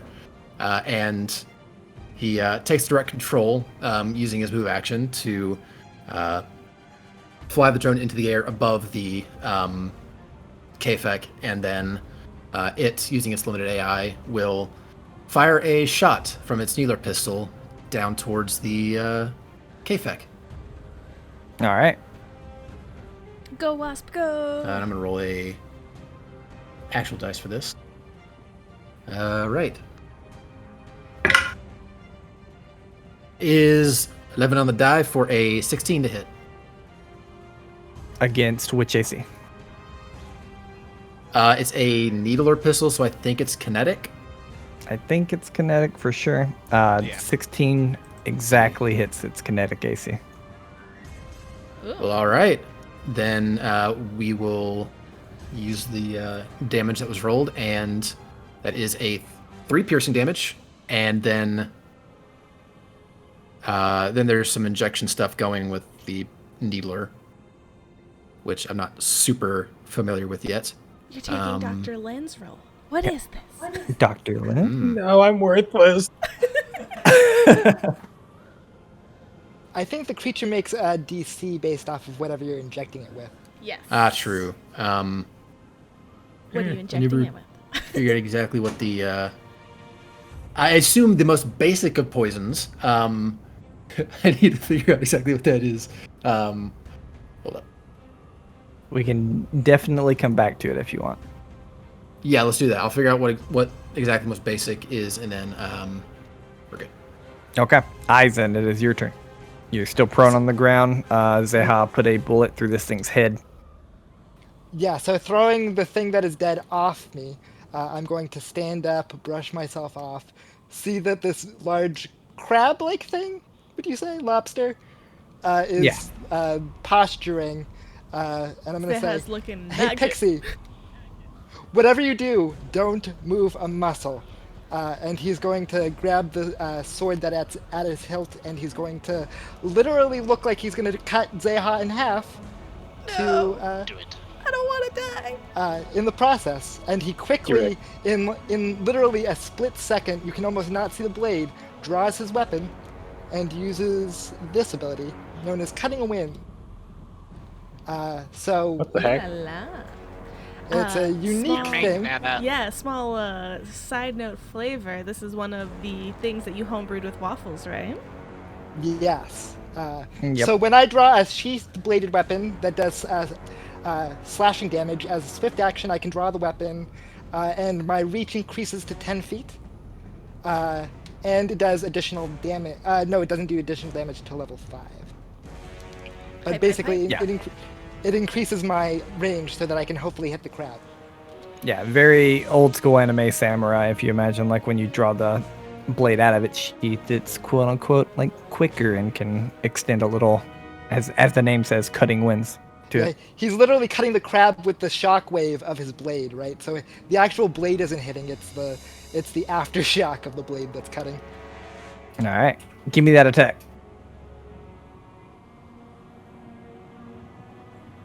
Do it.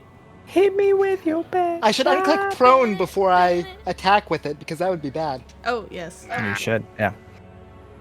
You're no longer prone. 17. 17 does hit. Wait, I'm Now, sorry. Did you question. not roll I a hate to one? say this. I hate to Impossible. say this, but does it have cover because of Zeha? Because in Starfinder, cover is different. And the vehicle. I'm gonna say no because it's a melee attack. Without like, I know it's a melee attack with reach, but like it's not a ranged attack, and I don't think melee attacks can have cover. To be honest. They can if there's like something in the way, but this thing might be big enough that like it doesn't get covered. Yeah, we have a straight line from you to it. I'm gonna say you're a skilled enough swordsman to cut into it. Can I ask a very quick So then- question? Just to check in. What's Sure. the status of the Yosoki? And is he dead? He's kind of hunkered down currently, as is Nenal. Nenal is like almost prone on the back of the ship, or sorry, not ship, It's a the back ship. of the urban cruiser. It's a ship. It's flying.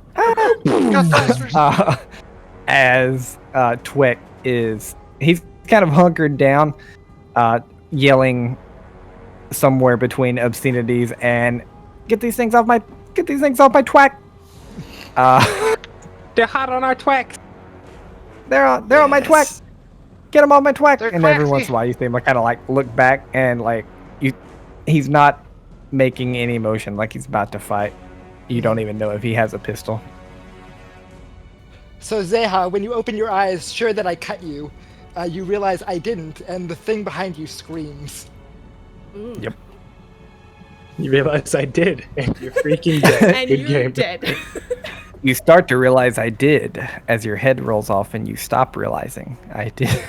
All right. Well, all that work of making Got this her. character. All right. Bye. But with that, I'll go ahead and reveal the other two that burrow out. What? Bring it. Right before it's my the- turn comes, okay, Waffles. Now, to the south of Tetsu. Look at that .01. I definitely didn't roll these on the spot. I'm too lazy for that. But they burrow out with their move action to the south of Tetsu and the vehicle, and then each of them take their standard action to move up. Dr. Lin, it's your turn. Bum, bum, bum. Okay, Dr. Lin, you're also 5 feet within this thing. Give me a fortitude saving throw. what the frick? No. Oh. 13 isn't bad. Give me a second. Oh no! I don't like that. Give me just a second here. or we don't. So in the while you know Waffles is looking some Starfinder rules up, we kill them and huzzah! I do a triple backflip and shoot it with my gun. Yeah. Is that how it goes through the entire like panic attack of like having just blasted something in the face? It's a whole ordeal. And then almost dying. Having just killed. Yes. It's okay. It's like a monster. 13 though, has so to it's- pat. Yeah. This is my least favorite part about Starfinder. This is the only thing I found out so far that I don't like, honestly. What's that? A lot of the sicknesses and things that you can have happen to you are elsewhere in the rules. So Oh. I'll give you an example. As Dr. Lynn will probably know immediately. This thing emits an aura of radiation. Ooh. Very low radiation, but that said, it's not on the monster sheet of what low radiation means. I have to go find it in low radiation. Gotcha. That sucks. So I'm pulling up radiation right now. I found it the other day, and I'm an idiot for not writing it down, to be honest. Nah, you've been dealing with a lot. Let's see. I found radiation in Nethys. By the way, we are totally giving a shout out to Nethys in the meantime because it's a home to all the rules, whether it's Pathfinder 2E or Starfinder. It's super, super helpful to have all of this stuff written down for easy DC reference. is 13. Yeah, I found it. It's under environmental effects because this thing's basically emitting it like an environment. The DC is in fact 13, like Tetsu said. I'm Meets awesome. beats. Meats. I'm You so make good it, at this game. Dr. Lynn. But I will say with that, Also- like you kind of feel it like tingling your body. You've dealt with radiation before, and you do get the sense like mechanically, like starting your turn by it will make you have to roll the save. Okay, I'm going to apply the scientific method to this by... Here's some fun stuff.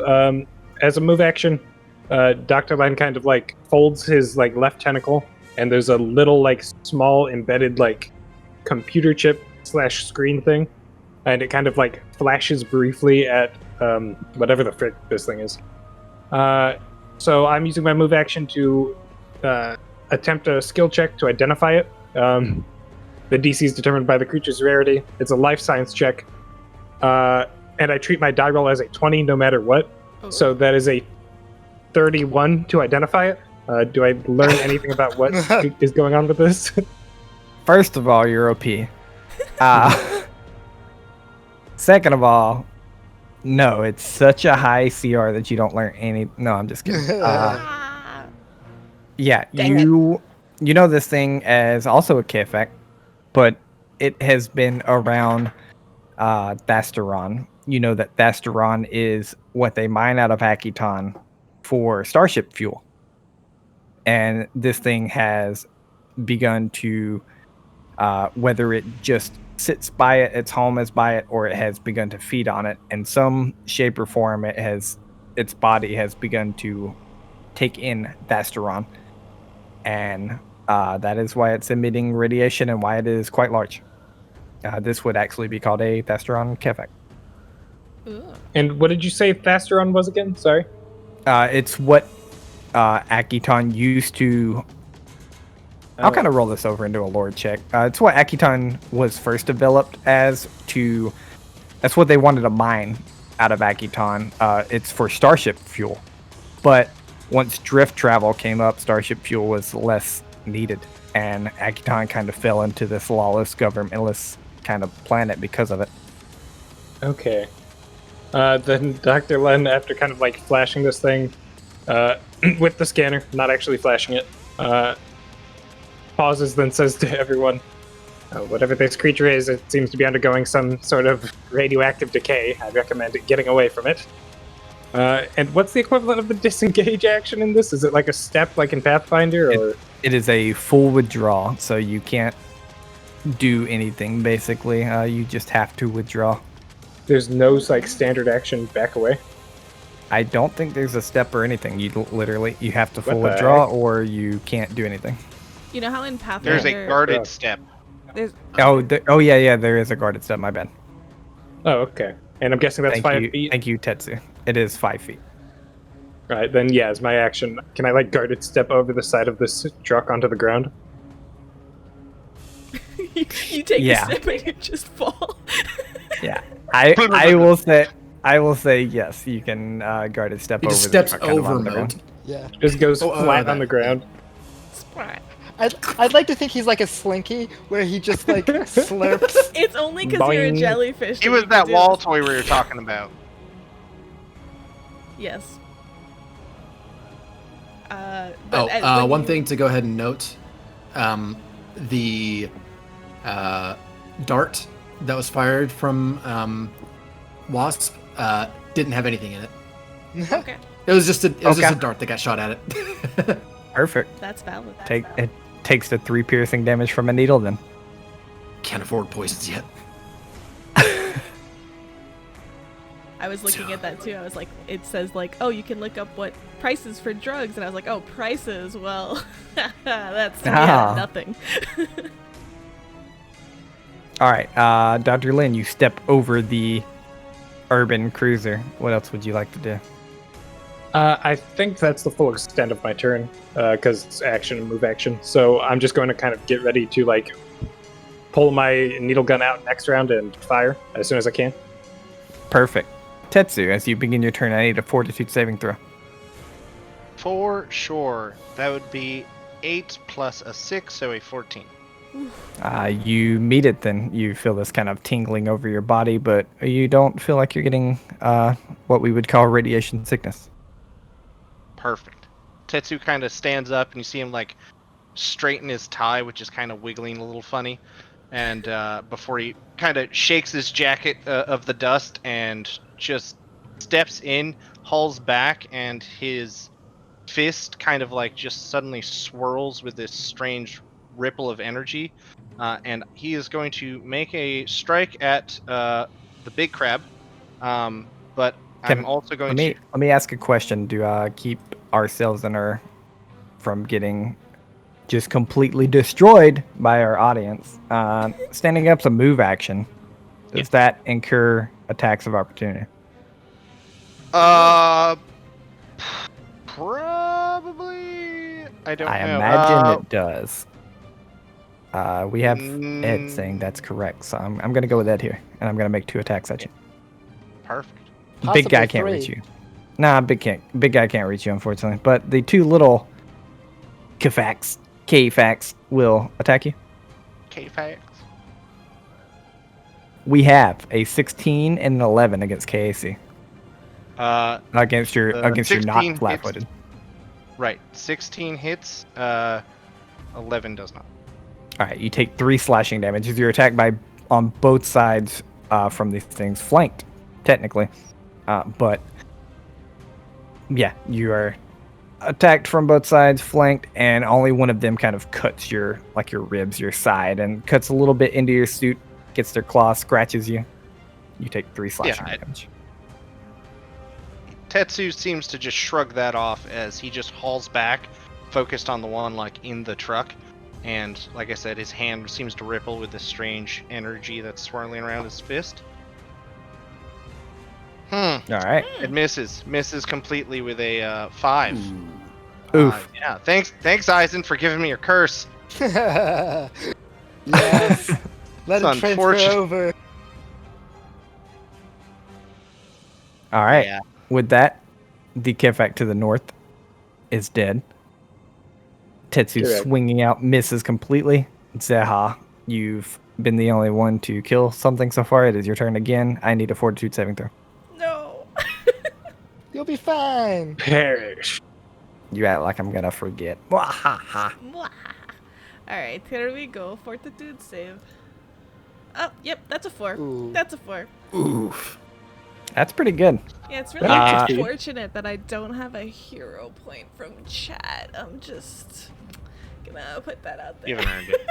Yeah, then you could get the natural 1. Yeah, right? Guaranteed. I know how that goes. Yeah. That's pretty rough, unfortunately. Let's see. I knew she would die. What's your round max one. health? Yeah, right? That's the next question. Yeah, what's your max health? Don't say that. Are you below Dog 100 hit on points? You are now. You now have radiation. Let's see. I'm trying to see how this works. Track Constitution frequency 1 per round. At the end, at each state of impaired and beyond, the victim must succeed at a DC 18 Fortitude saving throw or contract the radiation sickness disease. Okay, so currently you're just radiated. No one else has become radiated. You don't have radiation sickness yet, which is great. But a DC 18 Fortitude save is not easy. Right. Okay. All right. But that's your turn. So you basically just have radiation in your body, and it is attempting to fight it off currently. Okay. And is there negative for like shooting a weapon close up? Absolutely. You can take an attack of opportunity, and I think you fire at a -2 or a -4. I'm going to call it a -2. Okay, so guarded step gets me saved from attack of opportunity. And then what about a full like retreat? Does that also incur attacks of opportunity? Full retreat's kind of like whatever it's called in 5e. You get to move as much as you want and not get attacked. It's called full withdrawal. It's just a full round action, and you can run. Okay. But guarded step will get you 5 feet away from this thing. No attack of opportunity, and you can still take 1 attack. Right. Okay. Yeah. So I'm gonna like look very, very worriedly over at Nanal, and I'm just gonna be like, just get back, and I'm going to climb over the side and take a guarded step if I can do the same thing as Len. If not, I won't. But you can for sure. You can kind of guard a step over this. You fall down to the ground. You hear Nanal, "Don't leave me here!" And she's literally like on her belly, like trying to kind of crawl away into the corner from this thing. We're not leaving Mo you anywhere. at the same time says, "Yeah, leave the smallest one here in the truck with the big crab in front of the person's to protect. Good idea." What do you want me to do? And I'm gonna just like, again, handshaking, point the gun and fire again. All right. It's a big target. Yeah. Fire away. Fire away. Oh, goodness gracious. Oh my god. What are you doing? So I'm a I think what happens is badass with Eisen this gun. Can I say Eisen caught her and was able to steady her so she didn't like recoil horribly? That's definitely up to her. I mean, if you're kind of there, I'm sure as I'm like climbing back and I'm like sliding down the side of this vehicle, I'm I go to like aim my gun, and I just feel you like kind of put your hand on my back and just sort of like, whoa. And I'm like, okay. I take my breath just in time and I shoot for a natural 20. Yep. How do you kill this thing? Goodness. Good lord. I was not the killer here, guys. I'm not made for combat, but so I do just that. You know, I kind of like I'm definitely like overwhelmed. And I'm like clambering down the side of this thing, and then I'm all like in a bit of a haze, and then I feel like Eisen behind me being like, whoa, don't keep like stumbling backwards. And so as I take that breath and aim, everyone's yelling about like Moat and her, and I'm like, just, it's fine, and like boom, just smack into it. I don't expect it, and there's a definite look of shock on my face as once again I hit it dead on. Yeah, and you do, and you watch this large kind of black veiny crab just slump into what would be the front seat, or kind of like the front back seat of this vehicle. If you guys think that this won't go to my head, you're very wrong. Yeah, Moat's mask goes to a expression as they express, you know what? Never mind. She's trying to very quickly compose herself, and she's like, oh, see? Nothing to worry about here. Sure, whatever you say. And with that, I will say between Moat and Eisen, one of these K-Facts get taken away. The other one burrows into the ground. Wait, I got 2 attacks. How would I do it? Okay. I'll give it to you. I'll give it. We'll go through Moat and Eisen before the K-Fac's turn. So let's go. Yeah. Here comes the nat one. You come the nat ones. So, Wasp fires the one to Tetsu's right, and Moat will pull out a pulsecaster pistol and fire at the one to Tetsu's left. Okay. So, Hey. Wasp does 4 damage to the one on the right, and Moat hopefully does 2 damage to the one on the left. They both hit with a 20 and a 16 to these things tiny KACs. Neither of them die. The one on the right looks very rough. It looks like it is on its last legs. The one on the left looks like it's hurting, but it's not horrible. The pulse caster was EAC technically. Yeah, would it be EAC for that? Yeah, it still hits. Cool. Yep, both of their ACs are quite low. Reminder to audience, the 6 damage crit killed them. This was 4 damage to the right, 2 damage to the left. Eisen, it is your turn before it is both of the K-Facts' turns. Yes. Unfortunately, I can't full attack them from here, so I can only move and hit the one that's most injured, which I will do. But as a meta note, make sure everyone marks down their ammo. Yes, please. Yes. We are tracking ammo because I want to see you guys have to reload in a very big boss fight. So after pushing Zeha behind me and putting myself between the hull, I'll strike down, hopefully on the one that's the most injured if I can. Otherwise, I'll take another step out of the truck if I need to. The most injured one is the one on the right of Tetsu, and you cannot reach him currently. Okay, then what I'll do is I'll just go. I'll go around. Okay. So you can run around the front of the urban cruiser, come to the back of them, and yeah, you kind of cut them off from any kind of land escape they could make. Longsword swipe. Long 7, short I swipe. miss, but the Ooh. damage was good. Oh, that was Oh. really good damage. Unless technically, no, we wouldn't be flanking because of the way things work. So never mind. Yeah, not currently. 7 does in fact miss. You kind of very lightly glance off of one of its hard shells, and you realize that they do have quite hard shells, and you just ching, kind of glance off the side of it. It is both of the K-Fac's turn. They both begin to burrow into the ground, making move actions. Eisen and Tetsu can take opportunity attacks. Ooh, Alright, I'll go for the Get them both. get him! Hold on. Huh? Eisen and Tetsu, I need you to state which one you're going for before either roll is made. I'm going after the one I just attacked because I want to kill it. Yeah, and I'm going to the wounded one that he didn't attack. The most wounded. No, I am attacking. Yeah. Yeah. Oh, sorry, He's, you moved- he's okay. attacking the one on the right. I'm attacking the one I didn't see him attack. Okay, cool. Ready, set, go. Alright, I rolled an 8 Goodness. plus 2, so 10 against his EAC. Its EAC is 10. Ooh. Wow. Perfect. My foot shimmers as I punt this little crab for 7 points of damage. Alright, as you watch Tetsu's foot shimmer as it begins to punt this crab. What does it look like when this crab dies? So when Tetsu punts him, at first it kind of there's this blast of force that kind of gives it a nice quick acceleration as you watch its body start to dematerialize partially as it's flung away. Its atoms just seem to break apart as it flies off. Not fully, but he definitely obliterates the thing, and it lands probably some 50 feet away.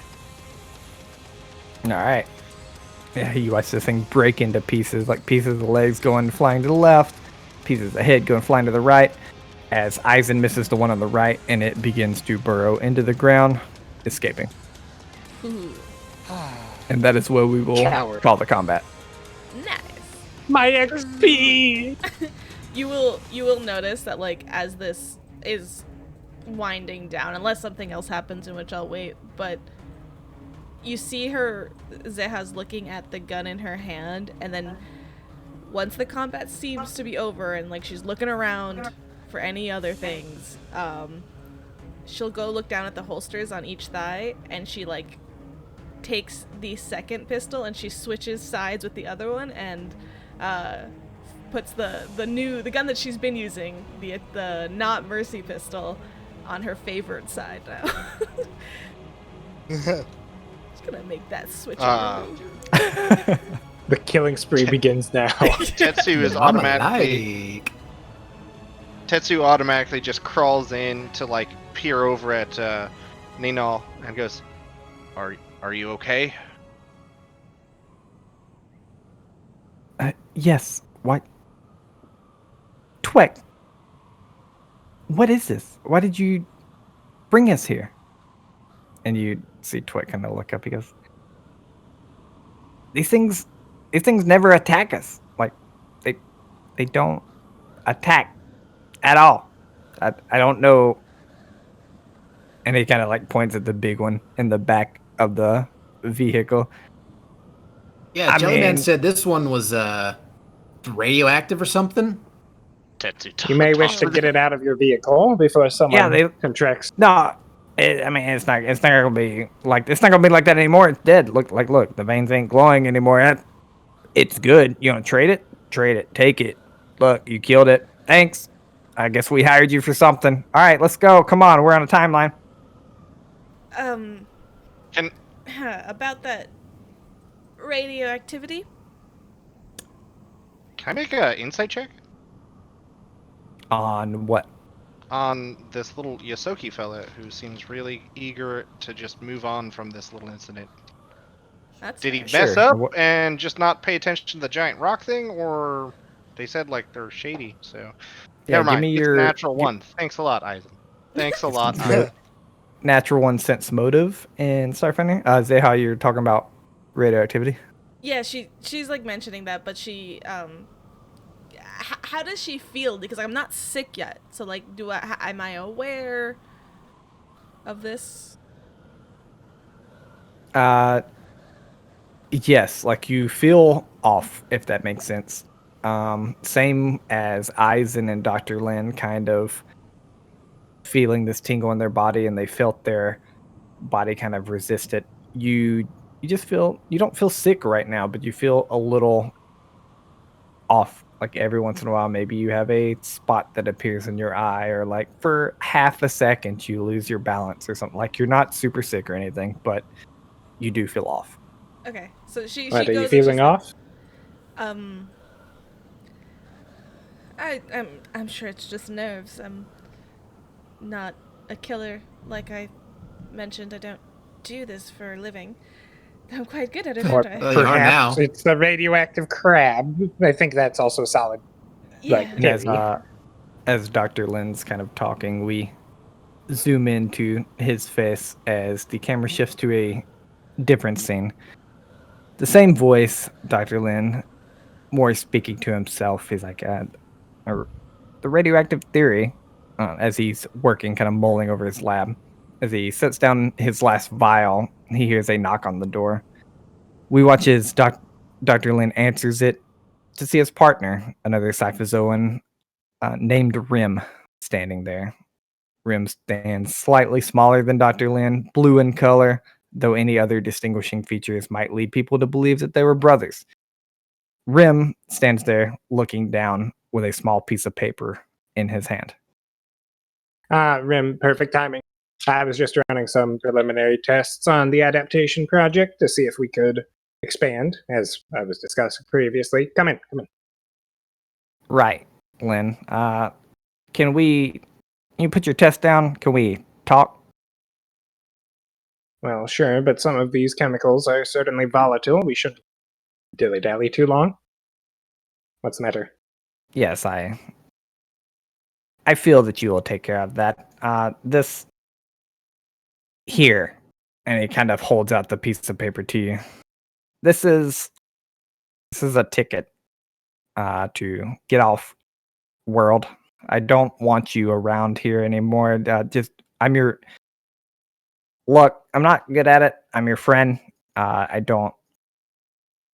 You see, he's struggling to tell you.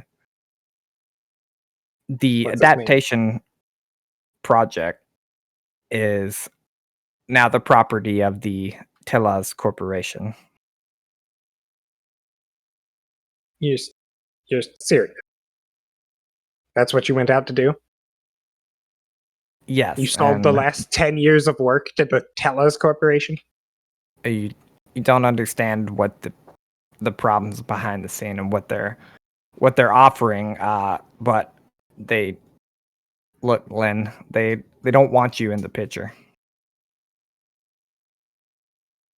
So what? I leave my life here, fly off world. That's your part of your little plan. Like you live a life of luxury here. I need you to trust me on this. Quite funny. Damn, Adrian. I've Get been out. here for you until now. Look, here. Doesn't And, matter. Like, he's like talking over you, saying "get out," kind of like shoving the ticket to you. It ends up falling on the ground. He's like, "Just make sure they can't trace you, Len." And he begins to walk out. Len kind of like just pauses, like uses a tentacle to pick up the ticket, glances at it, and just kind of like limply slaps a table about as hard as you can like desk fist with a tentacle. Then just kind of like puts his bell in his hand. You keep saying, I can't do I don't it. have a head. You keep saying Bill, and my brain, like you were like, he shows his bell to Tetsu earlier, or whatever he said, and I just imagined Dr. Lin pulling literally like a maid bill out of his pocket and being like, ding, ding, ding, that's wrong. Ding, ding, ding, ding, And just ding. waving You're an it at idiot. Tetsu in the air. I thought it was like a directional thing, like he wears a collar to show where the front is. Right. That's what the glasses are for. Yeah, that's the that's glasses, so you know where to look. I love Dr. Lin. I'm sorry to interrupt your flashback. for that. You're good. We all love Dr. Len. We zoom back into Dr. Lin talking to Zeha, back from that flashback. Yeah, I'm sure it'll settle. I'm not. It's all right. And I go to like step back into the vehicle with like a little bit of a wooziness. Do I know the danger of early radioactivity sickness or whatever you want to call it? Yeah, give me a medicine check? Question mark. While this is happening, can I have tossed like the crab like a good distance away from here? Absolutely. At 23. You watch Tetsu kind of grab this large crab, put it on his shoulders, and just almost like shot put it away. 23 on medicine. You know that once radiation enters your body, it's kind of like a virus fighting against antibodies. It's there, and it's gonna try its best. It's up to her body to go against it. You know that you can spend a very long amount of time. I'm pretty sure it is 8 hours, working like to help her body against it. You know that once radiation is in your body, sickness, especially for weak people, is quite, and I say weak and like mechanically level 1, is quite imminent. Like it's very hard to get to not have sickness happen. Once sickness onsets, it's a little easier to get rid of, but it's also rough. She would be on the physical disease track, which does eventually lead to death. The cure itself, the Fortitude DC, would be relatively easy, but she needs 3 in a row. Oof. My fort save Alright, mod is 0. I'm gonna so- die. Len gets in like behind Zia and sits back to like in whatever seat he was in. Just kind of like taps the seat with like his tentacle for a moment. And just let me know if you experience any fuzziness in the eyes, any loss of balance, any of that sort of thing. That kind of cloudiness in the head. And, well, certainly. She just looks a little uncomfortable, but she's trying to maintain her poise. And Are the rest of us okay to sit next to her? I'd Yes. imagine. Also, Dr. Lin, on top of this, you know that radiation and radiation sickness is not contagious. Yes, it's not contagious. And if the crab is gone, then we should be fine. Is there anything we want Should. from this thing? Anything I want, particularly. We should be moving. yes, we Yeah. should. Probably. Yes, we Has should. the vehicle been damaged? How are you holding up? We don't want a driver passing out on us because they got sick or something. And I'm fine. I ducked down and you did your job. I mean, if she's sick, then keep her away from me. Zeha, you get this seat right next to him. All right, I'll make sure I hit the next one. And you hear him like start up the vehicle. As you hear him start up the vehicle, you hear this like, Please no. and it doesn't start. Ha!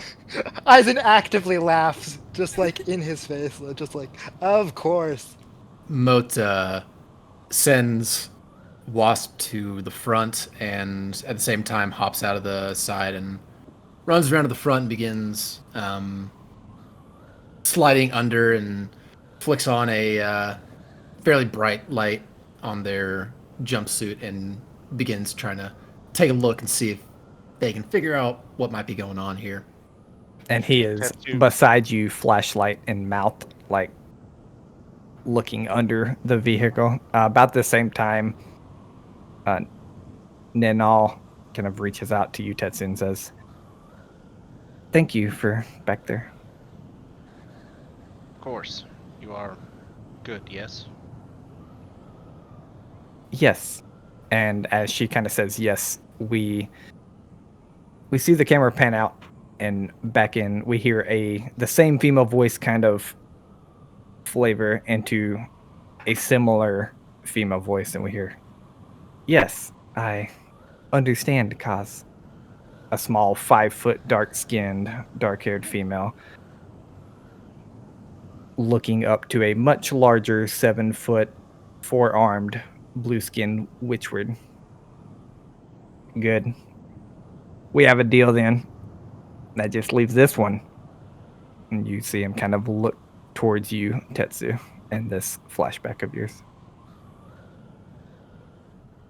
Tetsu's kind of just standing there off to the side watching all this, the two of them talking, and like they're in like a tavern kind of setup that looks a good bit wrecked at this point. Mid patching up and cleaning up, and just mostly staying quiet and off to the side and kind of just on guard. And he's not in his normal suit. He's got like his armor on. And he kind of just watches for now as they're hashing out the aftermath of the situation. Yeah, you. Like, tell me why you think you're some hero? You fancy Nira? You like her? Is that your plan? No, my plan was Ozen was a monster, and I gave him an opportunity to change how he operated here. Your plan was horrible. None of Ozen's men are dead except for Ozen, and he didn't have to die. We gave him the choice. He resisted. You don't get to decide the choices. Do you understand that, Tetsu? You wanted an operating business, and that is what you have. He was running this into the ground. We had to stop him. You watch him kind of like offer his palms out, like shoulders up, palms out to Nira, like look what I'm dealing with.